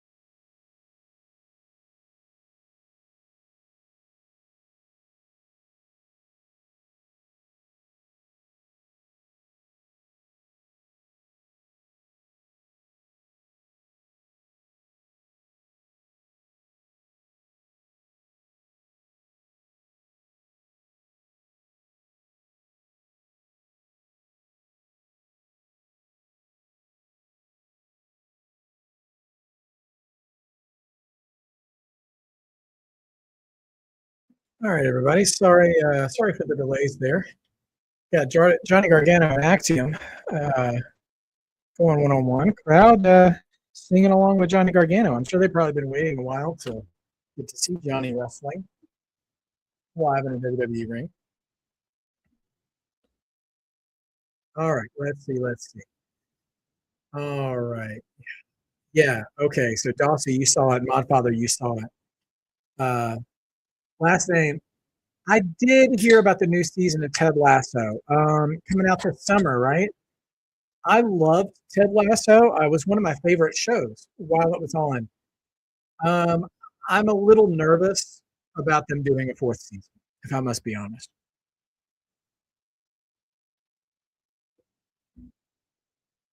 I love all the characters, but looking at from what I've heard, the story in season four is like him coaching a women's team, and I'm not sexist or anything like that, but like one of the so it's not like I have a problem with that story, but the thing that was special to me about that show was the bond Ted made with everyone at AFC Richmond and that men's team and the story arcs of all those players. And so I just have a difficult time expecting that I'm going to love a reset of that with a bunch of new characters I don't know. You know, like I want to see more from Roy Kent and Jamie Tart, and I wanted to see the men's AFC Richmond team actually win the whole thing. You know, so anyway, um, yeah, I don't know. But I know that wasn't really the point of the show. But also, too, that's the thing too is like I feel like they kind of wrapped up the emotional needs of those characters too, and so like I don't really want a retread. I guess it's hard because I really do love the characters they established in that show, but I feel like they kind of did what they needed to do. It's kind of like like Ric Flair retiring at WrestleMania 24. Like I was sad to see him go, but I wasn't that interested in any of the stuff he did after that. Like, and I don't mean to be negative about it, but like, yeah, like sometimes leave them wanting more. You do actually have to leave, if you're going to do that. So anyway, yeah, last name. I'm sure Heyman is not happy about that because Heyman is. I mean, if you watched Unreal, he's already not really a big fan of the idea of Unreal. Um, and I understand that too for him because he's super old school, right? He's been around for such a long time that he's protective of their business and like uh and their business needs to be protected or else it becomes this whole other thing. So unless conspiracy theory coming in here, unless they're utilizing Unreal as some invisible form of kayfabe, and they're still not really showing us what's really, really going on, and Heyman's just playing along with it, it's dangerous territory. They're moving into. Swaby says, I had a feeling the injury earlier this year with Seth Rollins wasn't real because he said on an interview they couldn't do an MRI because of the swelling. Yeah, well, that's part of the thing too, is that like I am not going to jump on the bandwagon of saying it was a work the whole time, that I thought it was work the whole time. There were times where I was suspicious, um, and and times where I wasn't. Like I'm not a fan of faking faking a shoot injury. Like there's a difference between somebody getting written off TV with an injury and getting stretchered out, and you're like, "Well, this is great. This is great TV." And then trying to fool like the smart fans to be like, "No, this is real." I don't love the real thing, and I understand that there's probably some people in the company that are like, "Well, this is like the new kayfabe. Like we have to fool the people who are already expecting it to not be real." So I don't know, man. Like I just don't love it. Like especially like there was a time I think in AEW when Daniel Bryan was like working seizures, like and I think it was when he was wrestling Osprey maybe or something. And like knowing, I guess maybe part of it depends on the injury that you're faking, but I do not love the idea. I'm just not a fan of it. And one of the things that aroused suspicion in me about Seth was that I don't think they ever truly diagnosed what his injury was. Like they didn't say he tore his ACL. They didn't say he dislocated his knee. You know, they didn't actually give him the diagnosis. And that's always a red flag to me because when someone's injured for real, they'll tell you exactly what's wrong. And then they just try to do them that, like Cena tore his pec, or Cody tore his pec, or, Sol Luca tore an ACL, or, whatever. Tegan Knox tore both ACL, And so, like, these kind of injuries and stuff, like, they'll talk about it. And so when they're really forthcoming with the details of some injuries and not others, they're already kind of telling on themselves. But that being said, I was hoping for the best and that they wouldn't be so exploitative with working an injury to that level that, I feel for. So, you know what, though? I'd rather hope for the best than be proven wrong than be cynical and be proven right. And I'm not trying to say that you were cynical, Sean. I just speaking for myself. You have a VPN, the commercial breaks. You're not really showing commercials on Smackdown Netflix. Yeah, Sean, that's the nice thing is I don't ever see ads. Like I just see the like montage of superstar profiles on the breaks, which is great. Mascot going through the table. Nah, let's see. Oh yeah, misdiagnosed Kennedy and stuff. Yeah, ooh, what a move by Gargano. Um, yeah, they said Modfather at the beginning of the broadcast. It's kind of funny the way they tried to acknowledge the stadium wasn't very full.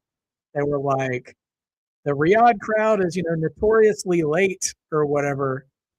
It's kind of weird. And I'm like, and also the lights are all out, on the crowd, so you can't really see the crowd. So I can't tell how many people are there at all. But they are loud. The people who are there are loud for the stuff they're into. They were super loud for the opening segment. They were loud for the Mello and Ray Phoenix match, and they're participating here. But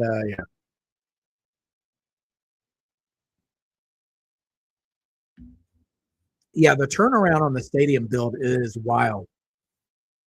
I'm a little nervous. Axiom's got the mask again.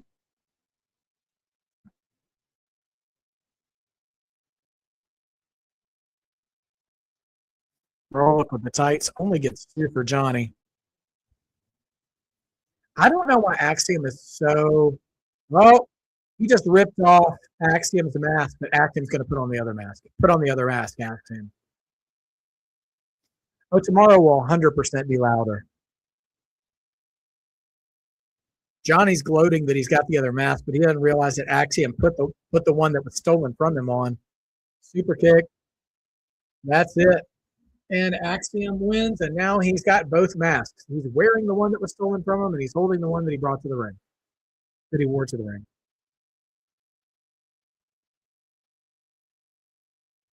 Dossie, I saw that when I walked away on break, that we lost Catherine O'Hara, Kevin McAllister's mom in Home Alone, Maura Rose from Schitt's Creek, and a lot of other things. Mrs. Dietz from Beetlejuice. Anyway, what a talent, and by all accounts, a pretty sweet lady. From everything I've heard, she was also recently in the Apple TV series The Studio, which is hilarious. By the way, it's a hilarious show. You kind of have to be. Oh, Mello talking to Dragunov backstage.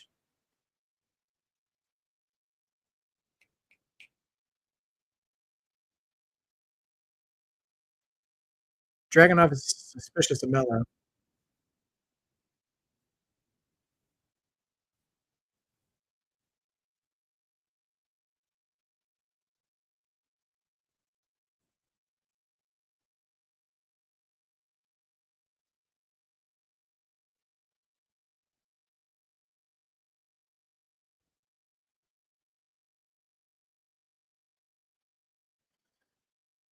Okay. Mello seems to be, trying to play it straight uh, with Dragonoff, but Dragonoff has kind of had enough of the tomfoolery.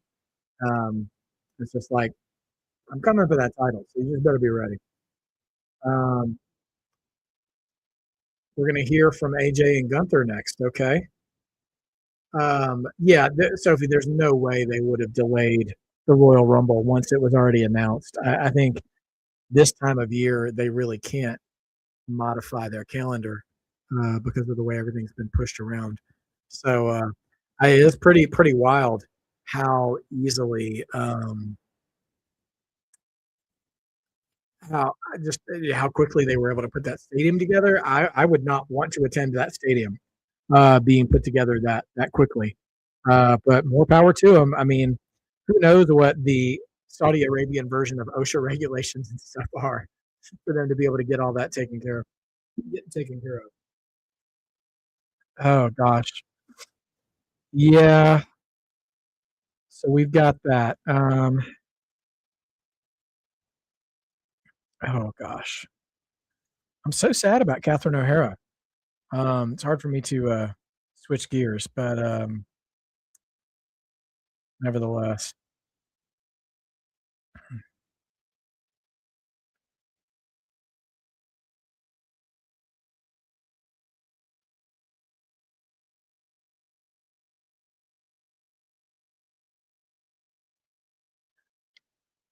Okay. I have not been watching Impact, so I'm curious. For those of you who do, how do you feel like Impact has been since the move to AMC? I saw Elena Black is with them now. Um, I'm surprised that she signed with TNA. She seemed like one of those wrestlers, like because I saw whoever's podcast it was, I don't remember after she left NXT to be one of those people who is like kind of done with wrestling for a while. But there she is in TNA, a company that is connected with WWE. So I don't know. I find that surprising. I guess you know she still has a love for wrestling, and good for her if she does. I hope she's successful there. I was a little surprised that they released her. How do I really feel about Champa being with AEW? So, Sophie, before you got here, I touched on that really early on in the show. Uh, listen, AEW um, does a wonderful job at debuting people. Like their crowd is always hot for it. They make them look great. I thought his theme music was good. I, readopting the Psycho Killer moniker is good for him. Although with the way AEW spends money, I'm so surprised we didn't get the actual song Psycho Killer as his theme song. Okay, March 13th, a month before WrestleMania, is when 2K26 drops. Now, my bigger criticism of AEW is not in how they bring people in. It's just what they do with them after they debut. Like they get that big debut pop, and then either wrestlers who have a lot of upside will like go on a losing streak, or they'll just disappear from TV. So not everybody. Some people they've used well. I want the best for Champa. I want him to be happy with whatever he's doing, and he's world champion material to me. So the lemon pepper steppers. Trick Williams is backstage. Sorry. So I just hope he gets treated fairly there and doesn't fall into the mix. Like there's so many talented wrestlers in AEW. There's so many talented wrestlers in AEW who just get forgotten about, and I don't want that to happen to him. So maybe they won't, but we'll see. I would have thought that if he went to TNA, they would have spotlighted him more consistently than what I expect AEW to do with him. But we'll see.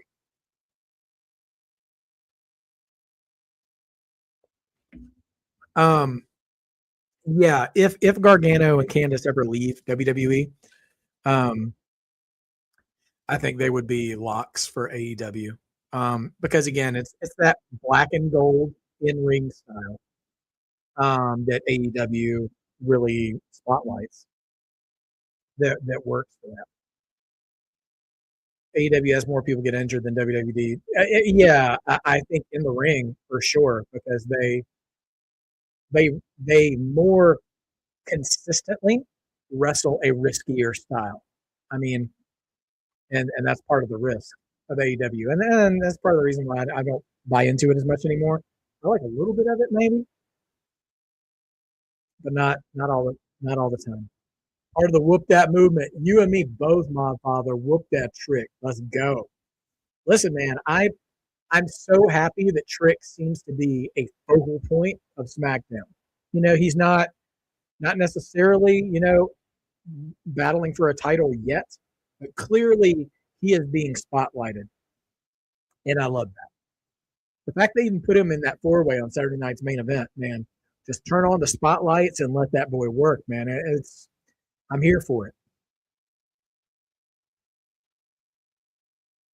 Yeah, I, I I can't blame Champa specifically for wanting to leave WWE because he's got that AEW style in his blood. Um, and WWE, like once once they started making the T-shirts about, uh, like I'm not a jackass, don't call my friend a jackass, like that whole bit with DIY, I was like, this works for like Johnny Gargano when he was in the way. Like that works for him in Austin Theory. That's not that's not how you present Champa. So it's kind of giving how they tried to get when Steve Austin made the whole crowd chant boring at Lance Storm. Like that. That's what it kind of felt like. I'm like, you guys don't understand what makes this guy special. Um, and the hard thing is people like Champa and Ilya Dragunov and others are a little smaller in stature, but they have the heart of a Gunther or a Drew McIntyre, these big dudes. Um, and it feels like some of the old heads in creative just do not want to make a world killer out of smaller guys, which is a shame. And I'll say this because in WCW, that's why they had the TV title and the cruiserweight title. They just treated them like their own division, and you could still be like. Remember when 205 Live was a thing and Pac or Neville was the cruiserweight champion? They just made him king of that kingdom, and it was like its own little pocket universe on WWE programming, even when it was shown on Raw. Like he just wrestled other cruiserweights and he destroyed everybody. Like you could do that with Ciampa. I mean, not like a cruiserweight title, but you could do that with the U.S. title. With mid, that's a great thing to do with mid card titles. It's crazy more. The AEW roster is more NXT guys than the WWE main roster from Black and Gold. Yeah, that doesn't surprise me at all. Last name because AEW, even though they went head to head with NXT Black and Gold in the beginning, they clearly just absorbed the Black and Gold mentality after after NXT decided to do their 2.0.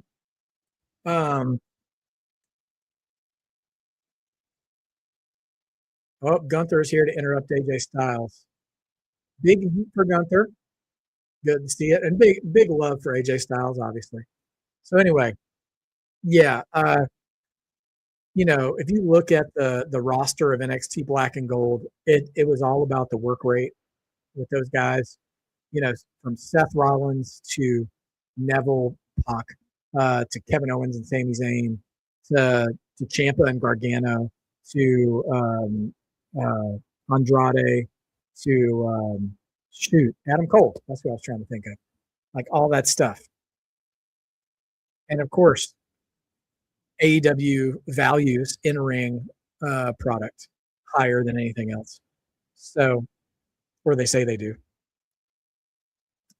And so it's no surprise to me that some of those black and gold guys who are not really getting a fair shake on the main roster go there. And that's why, even though I wouldn't want to see it, I wouldn't be surprised to see a brief stint from AJ Styles in AEW. Yeah, Keith and Swerve too. I kind of left Keith off the list because I think Keith should have been spotlighted properly on the main roster because he's as big as Brock Lesnar. Swerve, they just never figured out, which is so wild that he was the first one to leave out of Hit Row.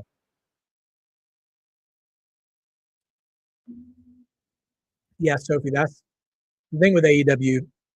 You bring in a lot of people to a lot of fanfare, but you have to keep the process going. Bearcat, that was terrible.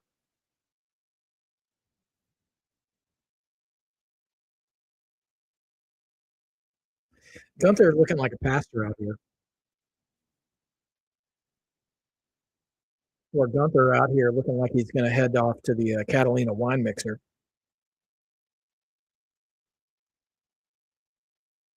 You know what's amazing? Gunther's only tapped out once at WrestleMania to Jey Uso, and they have gotten so much mileage out of that. It's wild. Which shows you how good of a heel Gunther is. Like, that they still treat that like a big deal. And he beat the guy who beat him. And that was just wild. Well, Sophie, thanks for coming to hang out. I know you'll probably be watching with A&B later on this evening. And I highly recommend, if you guys go hang out with them too and support them as well. Yeah, I know, man. Hit Row seemed like such a good thing to spotlight Swerve, and then it just didn't happen. Oh, well, it's going to be on your birthday, Sophie. Okay. Looks like it's going to be a good show, too. Billy, man.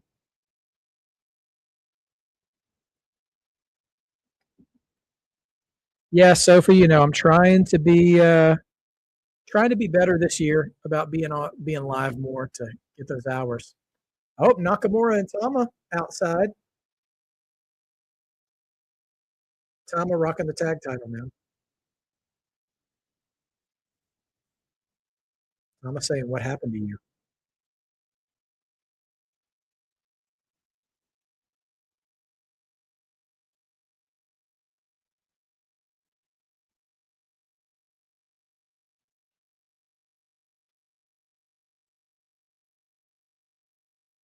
Ooh.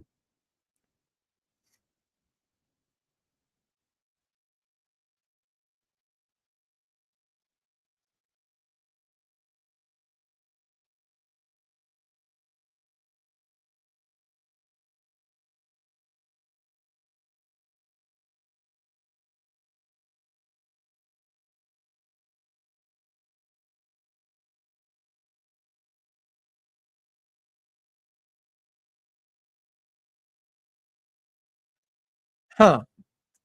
So Shin, battling back and forth verbally with Tama. I will tell you, Shin kind of gave a side eye to that tag title. Could Nakamura find a tag partner and take on the MFTs? I don't know. But Tama basically saying maybe you should have a retirement tour because you ain't the same Shinsuke Nakamura. I like that they're actually giving these mid card guys something to do instead of just throwing them in the ring. It's great. Sophie, I've kind of just been saying what's happening as it's on. So yeah, no, I am spoiling stuff. Nevertheless, yeah. But we're about to get Miz versus Ilya Dragunov as payback. Oh, here's a question. If you guys are more internationally educated about wrestling, I'm hearing about this dude Evil coming from New Japan. Has he ever had any connection with Nakamura? Because could we get Evil and Nakamura versus Tama and Solo, or Tama and Tonga, since they might New Day / Freebird the tag titles? If they did a Bullet Club, if they had the draft, interesting. Or what if we got Finn? And I mean, I don't know, Finn hasn't really like left the Judgment Day, but he does seem to be branching out on his own more, and he seems to want to be a world champion, not just another tag champion again. So probably not Finn. Dude, if Inamura showed up, I know the crowd probably wouldn't give him his due props, but that would be a lot of fun. A lot of fun because we had a lot of fun with Inamura on NXT when he was there. Oh man,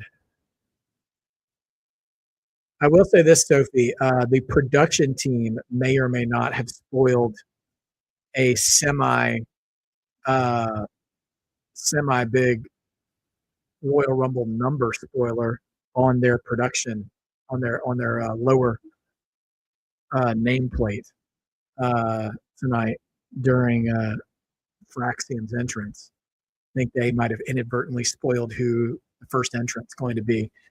We'll see if they stick with the plan or if they pivot now.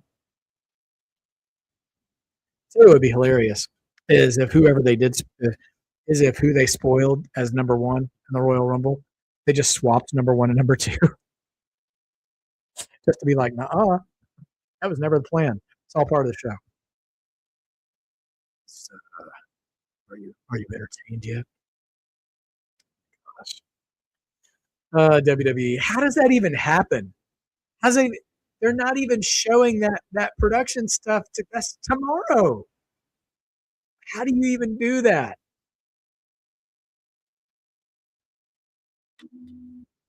Ridiculous, man. Just ridiculous. I'm so annoyed by that. I'm just not like it's gonna be fine.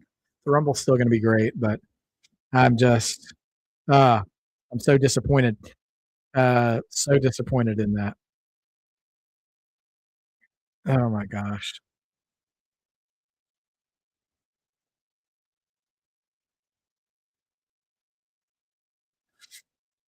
Oh my goodness gracious.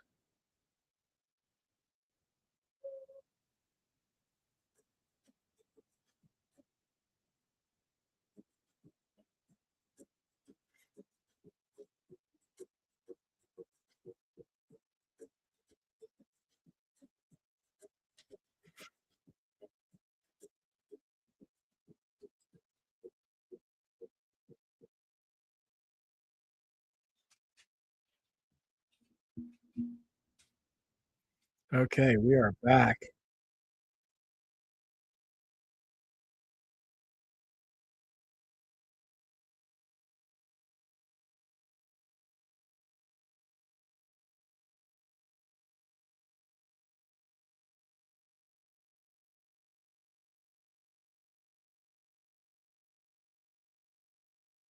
Another ad for Roman declaring for the Royal Rumble.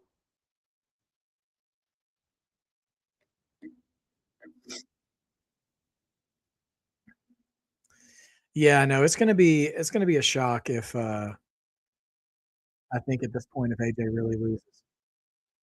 Who's gonna have a feud after the Royal Rumble? Yeah, that's one of the things I love so much about the Rumble, right? Is them, setting up what we're gonna get next. What year did they the Royal 40-man Rumble was in 2011. So it's been 15 years since Alberto Del Rio threw Santino Marella, surprisingly, out of the ring to win the 2011 Royal Rumble. And of course, he lost to Edge at WrestleMania in Atlanta that year. The only WrestleMania still to date to be in Atlanta. I was supposed to go to that WrestleMania, but ended up not being able to attend. My brother went, though.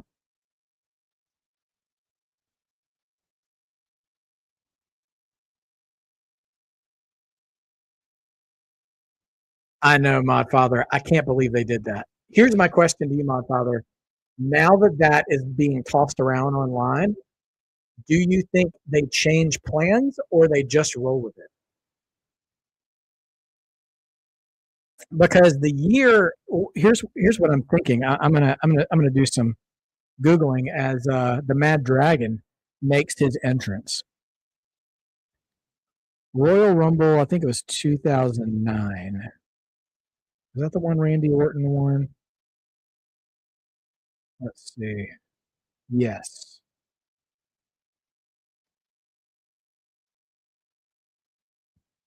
because the year Randy Orton won in 2009, He came in at number 8, and Ted DiBiase Jr. came in at 10, and Cody came in at 15. So by the 15 point, all three of Legacy were in there until pretty much at the very end, which it was Triple H, yeah, who was the last one in with Randy. Would I be more worried about botches or injury in the Rumble? Yeah, I'm typically not too worried about injuries in the Rumble. Other than all the bodies in the ring, it's usually a pretty safe match because people clear out of each other's way for spots, and most of the action is pretty pretty boring. Nothing too exciting. Yeah,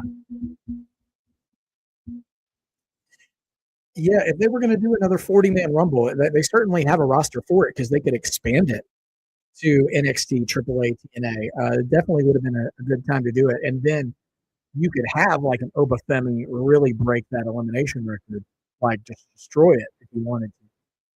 So the reason why I ask if they stick with the plan, Mod Father, I wonder if they have an angle planned for him being number one and going through, the Rumble because he's clearly a key storytelling figure in this Rumble. So I think there are certain superstars in the Rumble tomorrow who are going to be telling a long form story while they're in there. So the place that they're coming in at in the match has probably got to be locked in.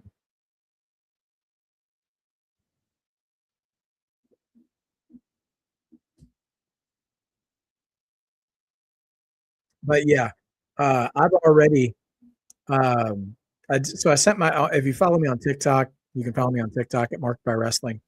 I've placed my Royal Rumble predictions on there. If you didn't join us on A&B Combos prediction show, and I've already reached out to Just Alex and A&B Combos, congratulating one of them on being the new predictions champion because it did not even dawn on me during the prediction show that I picked all heels to win every match, and that they're not going to do that in reality. They are not going to have 4 heels go over. They're not going to have Gunther, Liv, Braun, and Drew go over. So I'm cooked. I'm cooked for sure. I might even go 0-4. I don't think I'll go 0-4. I'll probably go 1-3. I bet. At best, 2-2. I don't think I'm going to win either Rumble match.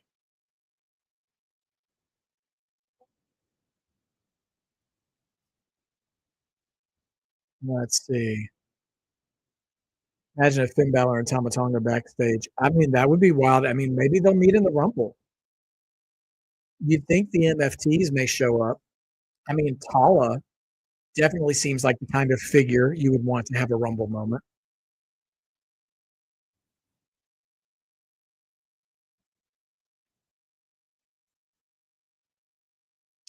So we shall see.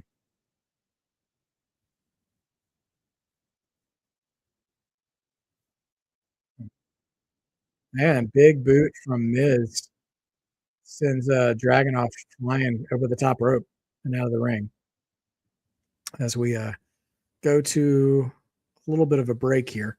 So, yeah.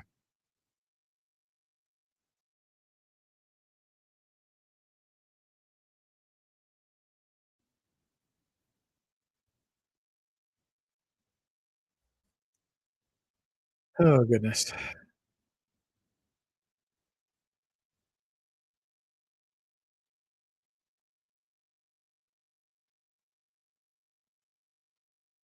Miz is a good. Oh, there's the green shirt guy.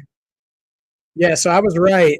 We were talking about green shirt guy knowing he was there, but he wasn't in the front row. He's in the front row on the hard cam side.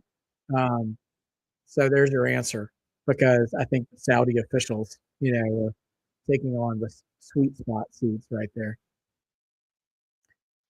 Obafemi, Talatanga, Omos in the Rumble. Yeah, for sure. That would be crazy. That would be a real no bread, no water, just meat spot for sure.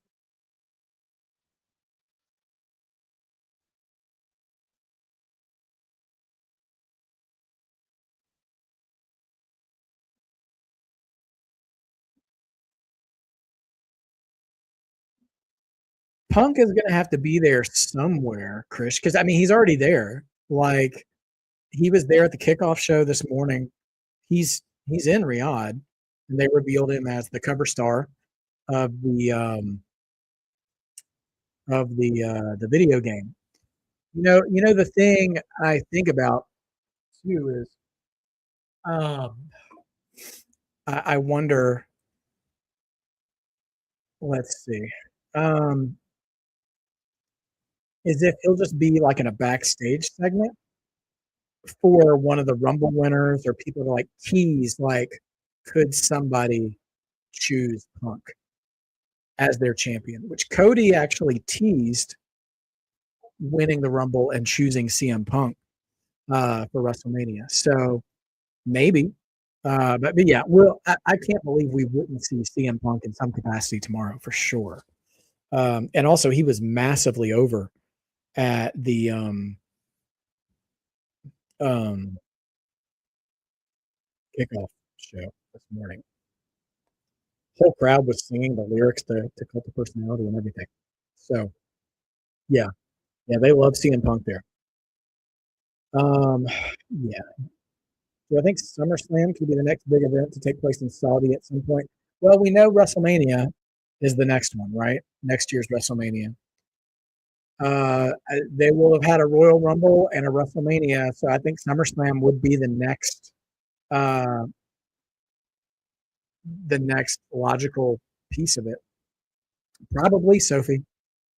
Although, how long was their agreement? Because they signed it in like 2017 or something, and there was a certain stretch of time WWE agreed to work doing shows every year in Saudi. It feels like WrestleMania might be the culmination of that. So they probably have to renegotiate the deal. If they renegotiate the deal and get even more money out of it, you better believe we're going to be seeing a SummerSlam or a Survivor Series, maybe even another WrestleMania in Saudi.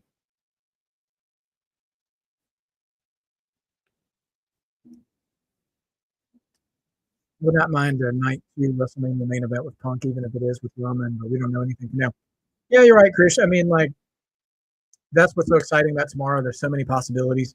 I wouldn't mind Punk main eventing the second night either.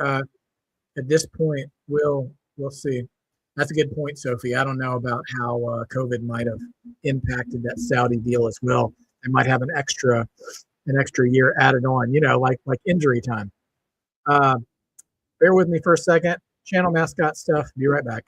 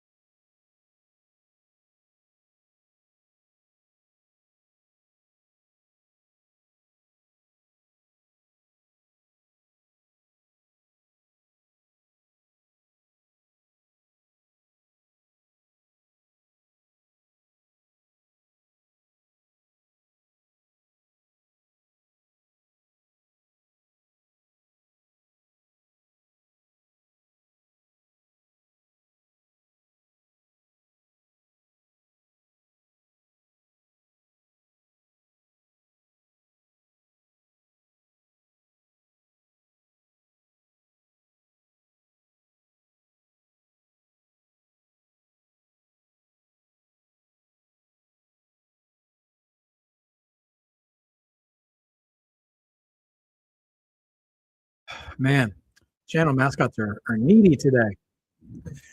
Okay.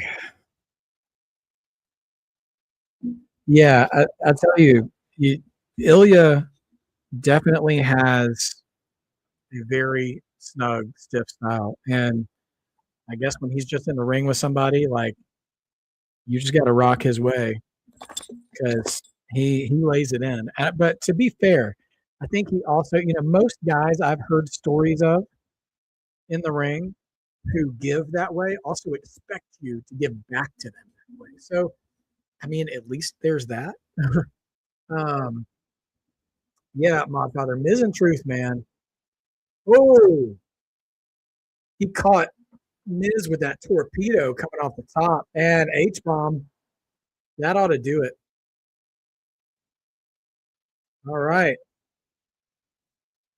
Dragunov holding his face. I don't know if that's just how he sells or if he really like catches himself when he does this. But yeah, man, if it hadn't been, for Truth getting rallied back into a new contract, I would have said Miz and Truth, you know, I wouldn't say lifers, but like those guys are going to be there for a while. And Miz, I think, will transition right into like being a PR guy for WWE. It's basically what he's doing now, just the occasional matches. MFT promo. I don't love Solo still having the lantern. I would like for them to move on from the Wyatts.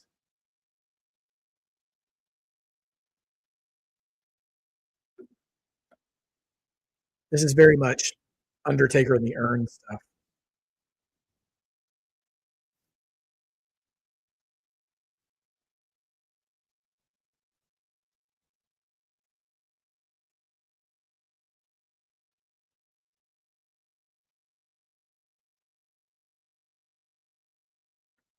Solo said the tag titles aren't for me. He's giving one. They're putting them both on Tala. The tag team titles are for my family.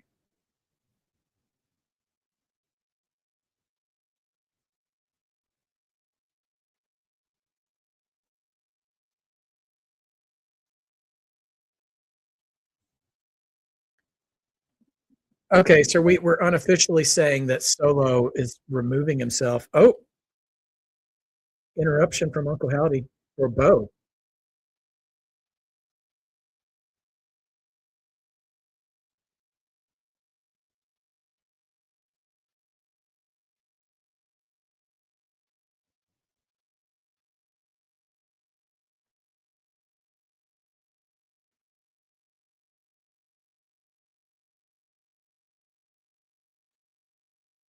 You've underestimated the weight of sacrifice.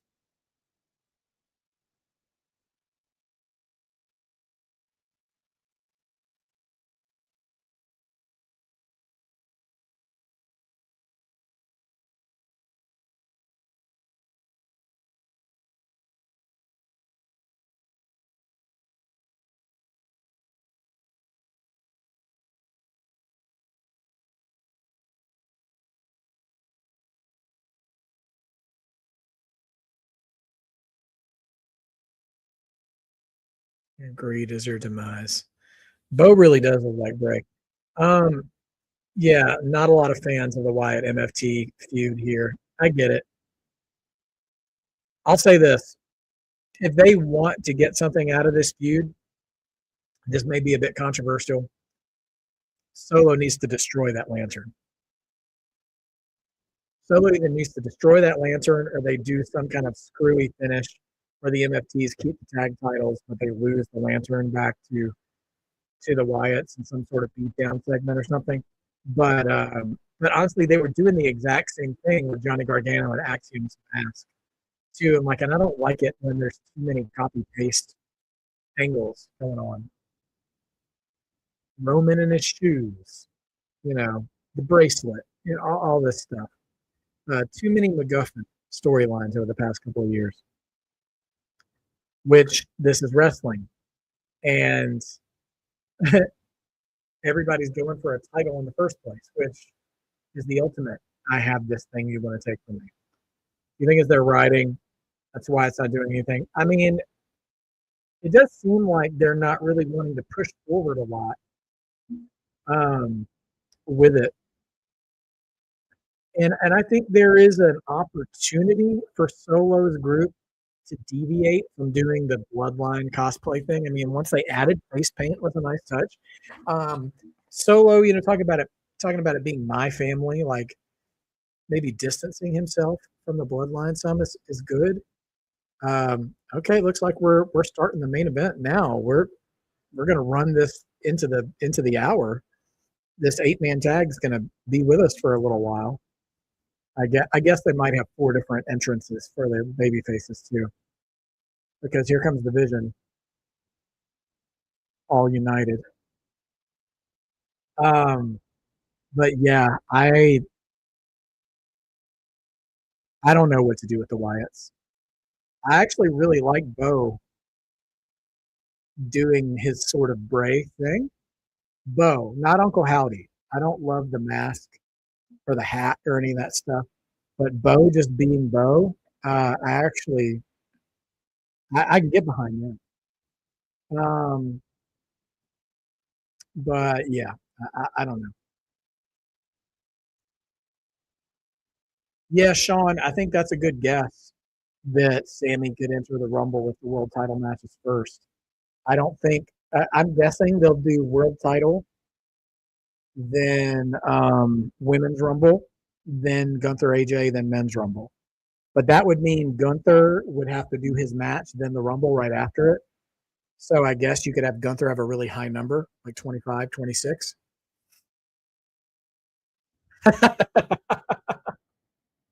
Dossie. I love that. Yes, my MFTs doesn't even grammatically work. I know, right? It's like an ATM machine, right? Or if you watch the Spider Verse movies, chai tea, which I've been guilty of in the past. Yeah, there was a lot of high hopes for Jeff Cobb slash JC Mateo. Um, he's even taking a back seat in his own group. Do you know how forgotten you have to be to take a back seat to Tama Tonga and Tongaloa and Tala Tonga? That is kind of wild because Cobb, he's not really even tangentially bloodline related, is he? Because I mean, all the other guys are related to Haku at least, and of course, Solo is in the bloodline. Um, let's see.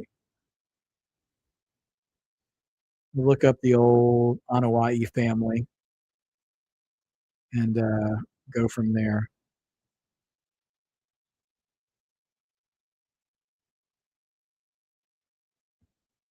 Yeah, because yeah, crazy stuff. Yeah, Champa is now in AEW. So, and again, in true AEW fashion, a pretty impactful, uh, debut segment. Sorry, words are getting a little tied up over here. Pretty impactful debut segment. However, um,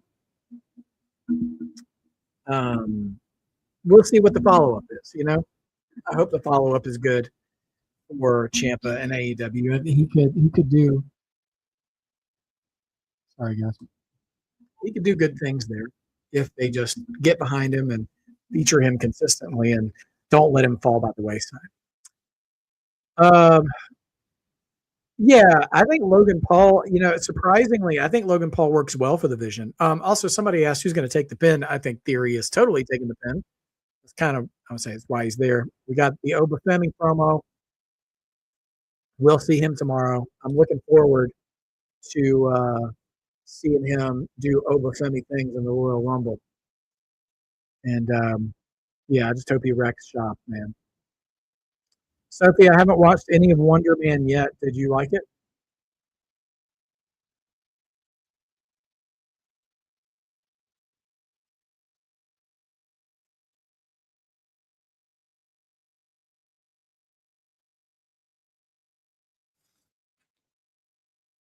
Okay, great. All right. Well, we're already mid entrance for Jey Uso, so we got the show keep on a rolling.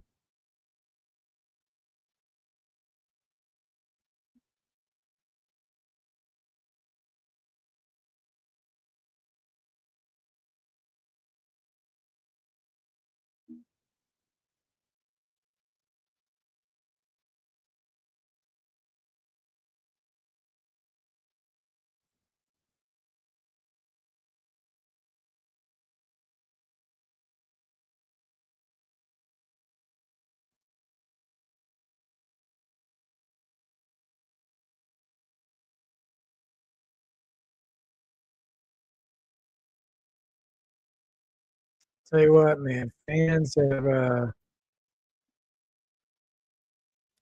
Saudi love Randy.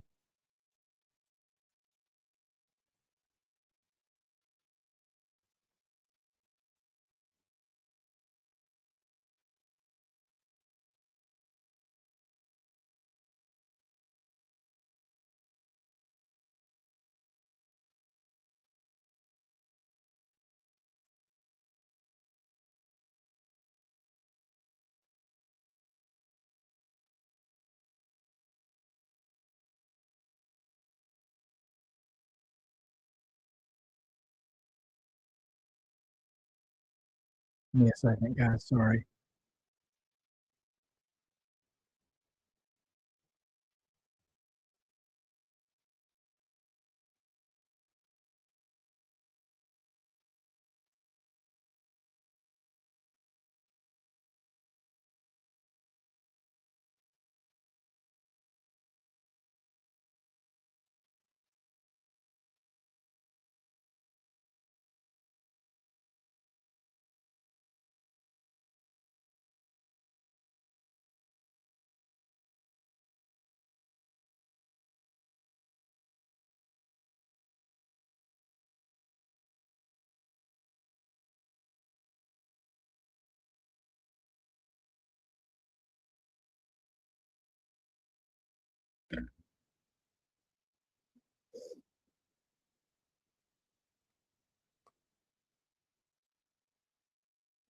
A lot of promo battles back in 22, 23.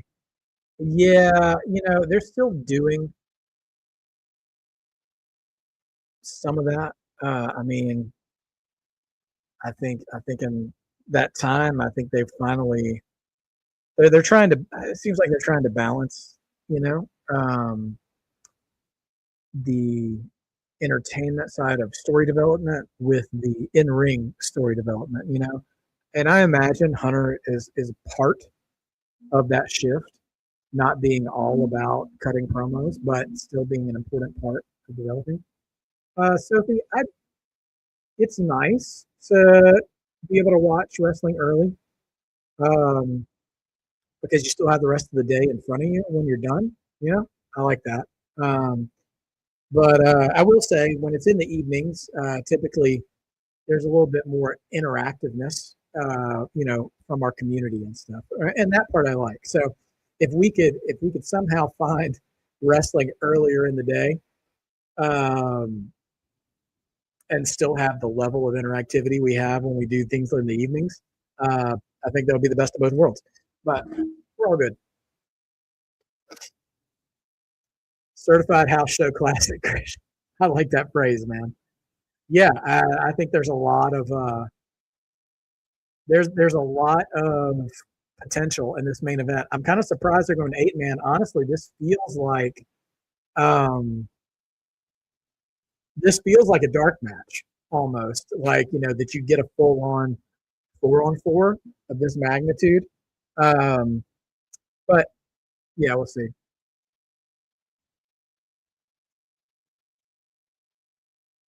I was talking about, like, we still haven't even gotten entrances from Sami Zayn and Cody Rhodes yet.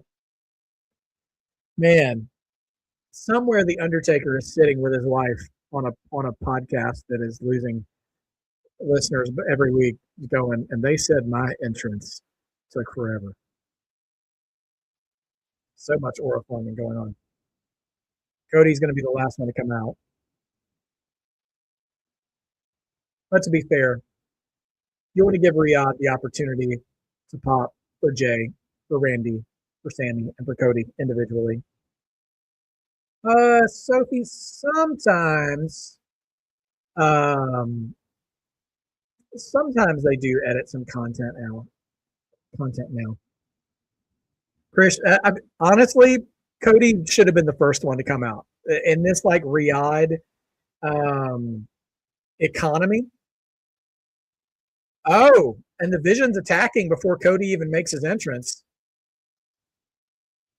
This is a good way to get a pop for Cody because now he's coming to save the day with his windbreaker on, his camouflage windbreaker. Nothing says Metro Atlanta like that. Crowd's just singing the lyrics to Kingdom, and the music stopped. They're going to get their whoa, dadgum.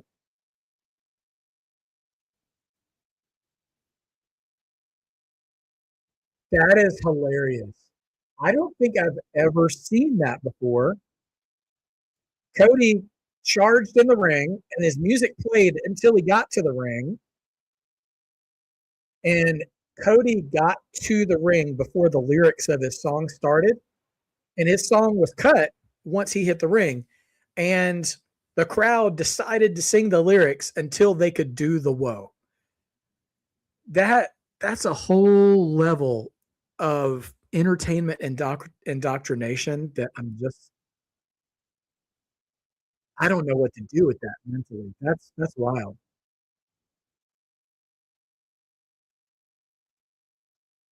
Just absolutely crazy. Yeah, whenever there's a big gap between the live broadcast time and the American broadcast time, especially for Smackdowns, because they always just air Smackdown at the same time in America every week, um, you'll have some division among content streamers. So every time too, so things that you think some parents try to hide their kids from Jay. I just think of that scene from Talladega Nights from Ricky Bobby's like, of course, man, yes, I'll sign your baby. Just pick up the baby and the crowd really into Randy. I tell you what, I tell you who's going to be a heel is um is whoever eliminates Randy Orton from the Royal Rumble.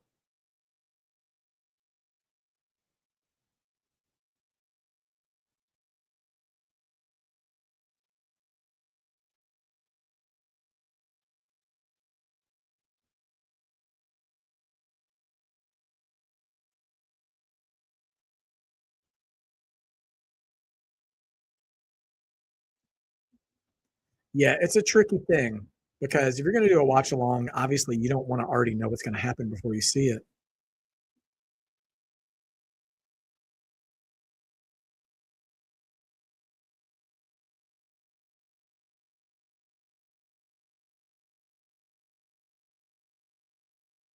If Javon got eliminated early, I know I would be disappointed for sure.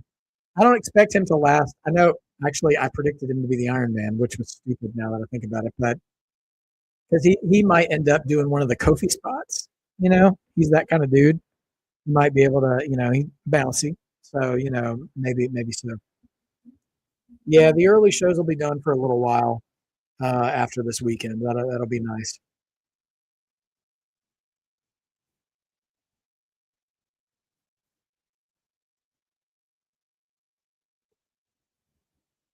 If Oba gets eliminated early, I 100% think that's going to be a failure. WWE creative, like he needs to make a massive, a massive impression because this is going to be his official debut. He made a good impression against Cody with Drew being there, but that night was about John Cena, and so he really needs to make a memorable impression tomorrow.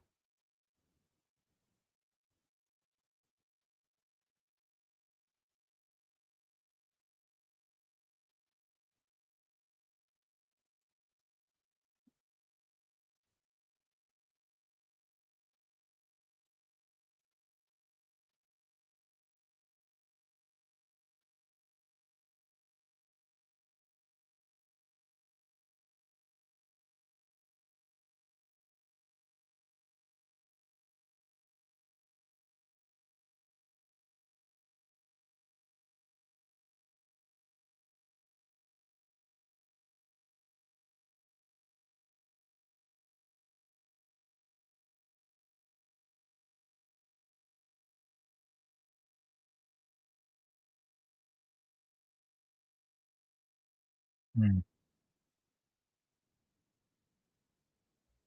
Oh, one Christian. Oh man, I agree with you wholeheartedly, Trish. Man, that's a late night for you, dude. So admire you for sticking it out. I'll try to be more exciting too while doing that. Thanks for joining. By the way, guys, if you haven't liked or joined Mark by Wrestling, we'll be here tomorrow for the missus may join for a little while for part of the show as well, and she always makes it a little more fun to perspective. She's a casual viewer, so yeah. Hobbs and oh man, if Hobbs debuts that, yeah, I would be surprised. I don't anticipate Hobbs debuting tomorrow, um, for fear that he might just get lost in the shuffle eventually. But you know what? I would be surprised. Yeah, are you talking about 2020, Sophie, when Brock Lesnar just kind of dumped everybody one at a time? The one thing about Brock eliminating people like that in that Rumble is that like a lot of people at least got a one-on-one shine with Brock. And I thought Keith came out of that looking better than a lot of the other guys did. So it wasn't the best, but at the same time, of those one-on-ones, other than Drew, obviously, he might have had the best showing out of everybody. Which again, just a shame that that did not work out for him with WWE. That they didn't really present him well. And then AEW, like, I just hope he's okay. Like, he seems to have disappeared off social media, and I know COVID hit him really hard, but I don't think he ever came out and said, "Well, I'm retired because I can't medically be cleared." And I don't know. I don't know um, what the status is on Keith Lee. I hope he's doing well, whatever he's doing. Um, because I just hate how he just kind of currently just kind of sputtered out. Oh, that's cool. Kevin Owens and Mia Yim hosting a Rumble watch party. Those two actually, I could see them being pretty entertaining, uh, commenting on things. I miss Kevin Owens too, man. I think uh, TV would miss them. I assume they're still together, Sophie. I haven't heard anything to the contrary.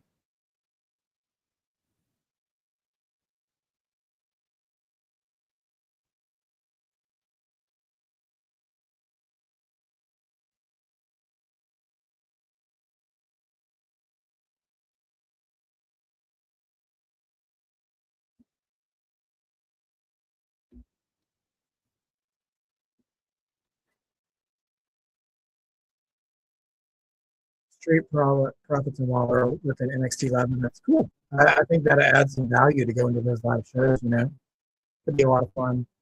Street Profits, I'm assuming working with like Dark State or one of those other tag teams.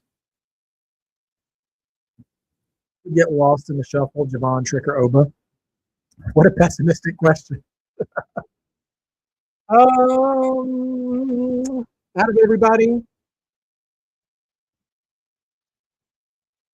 probably I'm guessing Javon, um, because yeah, if any of the three of them, him being on Raw right now, um, could could get him a little lost in that mid card shuffle because they don't seem motivated to get the IC title off of Dom. I mean, he's been injured for over a month now, right, or close to a month, and they're still keeping the belt on him. And you've got a lot of potential mid card wrestlers on Raw. So I think Trick. There's a possibility for Trick too, but I think Trick's entertaining enough on the mic too that they would want to still keep him featured in some way. And then Oba, I mean, if you find a way to make Oba lost in the shuffle, then he's just doomed because that dude's a star. So I don't know. My hope is that none of the three of them get lost in the shuffle. I'm sad to realize that a bit too, RT Rick, about the Street Profits being mid card. Like, I still feel like there's time at any point if they really wanted to elevate Montez Ford. I think they could do it. I think Tez would have to. There's there's just a slight bit of cartoonishness to Ford that I think he would need to cap a little bit to be taken seriously. Almost, almost like how people criticized Big E when he was WWE champion. Um, but if he could display enough serious edge to counterbalance that sort of wildness that he has from time to time, that could be a little cartoony, he could still be excellent as a single. But I don't know. Honestly, he could have, even if he would like went heel or something, Montez Ford, if you didn't want to cap that silliness to a bit, he could have that kind of swagger to him, like the model Rick Martel or early Heartbreak Kid Shawn Michaels.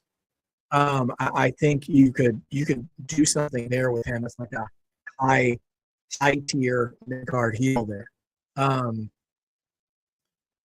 like a better version, a more athletic version of what the Miz does with his personality, but obviously can do more in the ring. You know, I think that's not a bad thing. A different kind of swagger than say a Carmelo Hayes. Um, just something far more arrogant. You know. Yeah, Mello. Say Mello got lost in the shuffle. I would respectfully counter with he was put on the back burner. It feels as though they always knew kind of what they wanted to do for Mello. They just wouldn't do it. They just kept waiting to do it. Because Mello was always hanging around. We talked about that earlier in the show. He was on TV every week. He always had something to do. It just felt like he was constantly waiting in the wings for them to take action. So I don't know. Tyrell, good to see you, man. As we're wrapping up SmackDown with this 8-man tag division versus Cody, Jay, Sammy, and Randy. Could I see Trick and Miz as a tag team later on in the year? Possibly. I don't think Trick needs to be paired up with Miz, though. I think he looks far more comfortable on his own than Mello did initially at the main roster. I think Trick can be a bigger star than Mello on the main roster. Don't take that as me insulting Mello. I still think Mello is a better in-ring wrestler, but there is a package that Trick has that Mello doesn't have, and some of that is not Mello's fault either. Trick is just genetically bigger in the ring. Trick doesn't look like a mid-carder when he stands next to Randy Orton, and like size matters in WWE. And Trick has, I think, a more confident baseline of charisma than Mello does, but Mello backs it up in the ring better. That's a harsh prediction, RT Rick. I hope you're wrong, but we'll see. All right. Orton is coiling up to try to hit an RKO on Theory, but he gets interrupted by Randy. What do you guys think about now? Randy and Logan faced at WrestleMania a couple of years ago with Kevin Owens. Forgot about that. Jay just throwing people out of the ring. They're practicing the Royal Rumble stuff.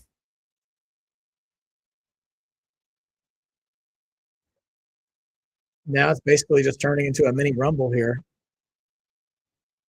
Now it's back to Randy in Theory. Going to hit him with an RKO.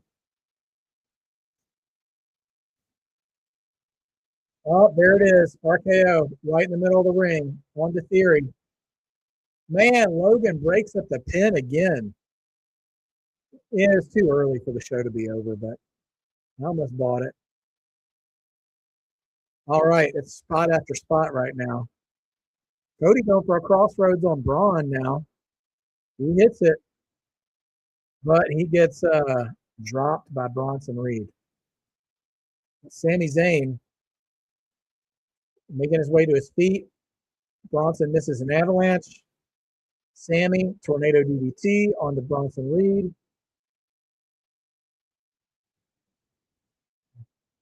Gearing up for a Helluva kick, I do believe.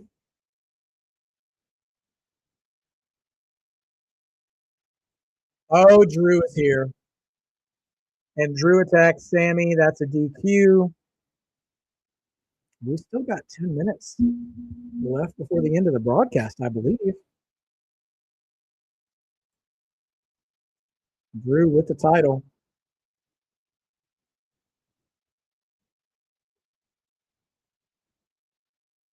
Drew gearing up for a belt shot onto Sammy. Oh, Jacob Fatu is here.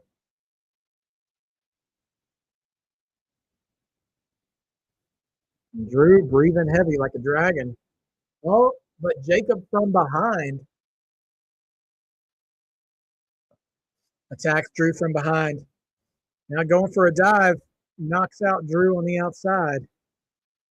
Now here comes Cody. Cody can't help himself. Cody dives onto Fatu. And then Cody throws Fatu into the ring post. Drew throws Cody into the ring post. Nah, Fatu don't forget about nothing, dude. You think they'll edit out the production earlier? Dulcie, I think it would be wise of them to do so. I think they might. Because it's already making the rounds on social media. I'm sure they'll probably try to cut it out if they know what's good for them. Drew is gearing up for a Claymore, but Sammy comes in, hits a Helluva kick on Drew before he can pop it off. This feels very Attitude Era Smackdown ending. Just everybody hitting finishers and stuff, left, right, and center. Sammy is staring at the belt. Don't touch the belt, Sammy. That's like a for sure promise that you're not walking away with it tomorrow. He won't touch it. He's just staring down at it on the mat. Don't do it, Sammy. Don't do it. Don't touch the ring. Oh, Cody picks it up at the same time. Cody and Sammy now having a stare down, holding the belt. And double spear from Braun Breaker. And now SmackDown goes off the air with Braun Breaker crouching over the broken bodies of Sami Zayn and Cody Rhodes. So that's SmackDown for you guys. Wild night for sure. And there we go. My father says, Sammy, you're just a B+ player. I mean, we'll find out, won't we? So they gave everybody a chance to shine there at the end. We will find out tomorrow who heads to WrestleMania with a title shot, who goes into Mania or at least Elimination Chamber as champion. And we'll see from there what the future holds. Thank you guys so much for joining me today, Marked by Wrestling for SmackDown. We had a good time talking. I hope tomorrow delivers on all of our expectations for the Royal Rumble. Should be a whole lot of fun. Solid SmackDown today. For those of you who didn't watch, I highly recommend tuning in for the main event. Was fun, but also the U.S. title challenge.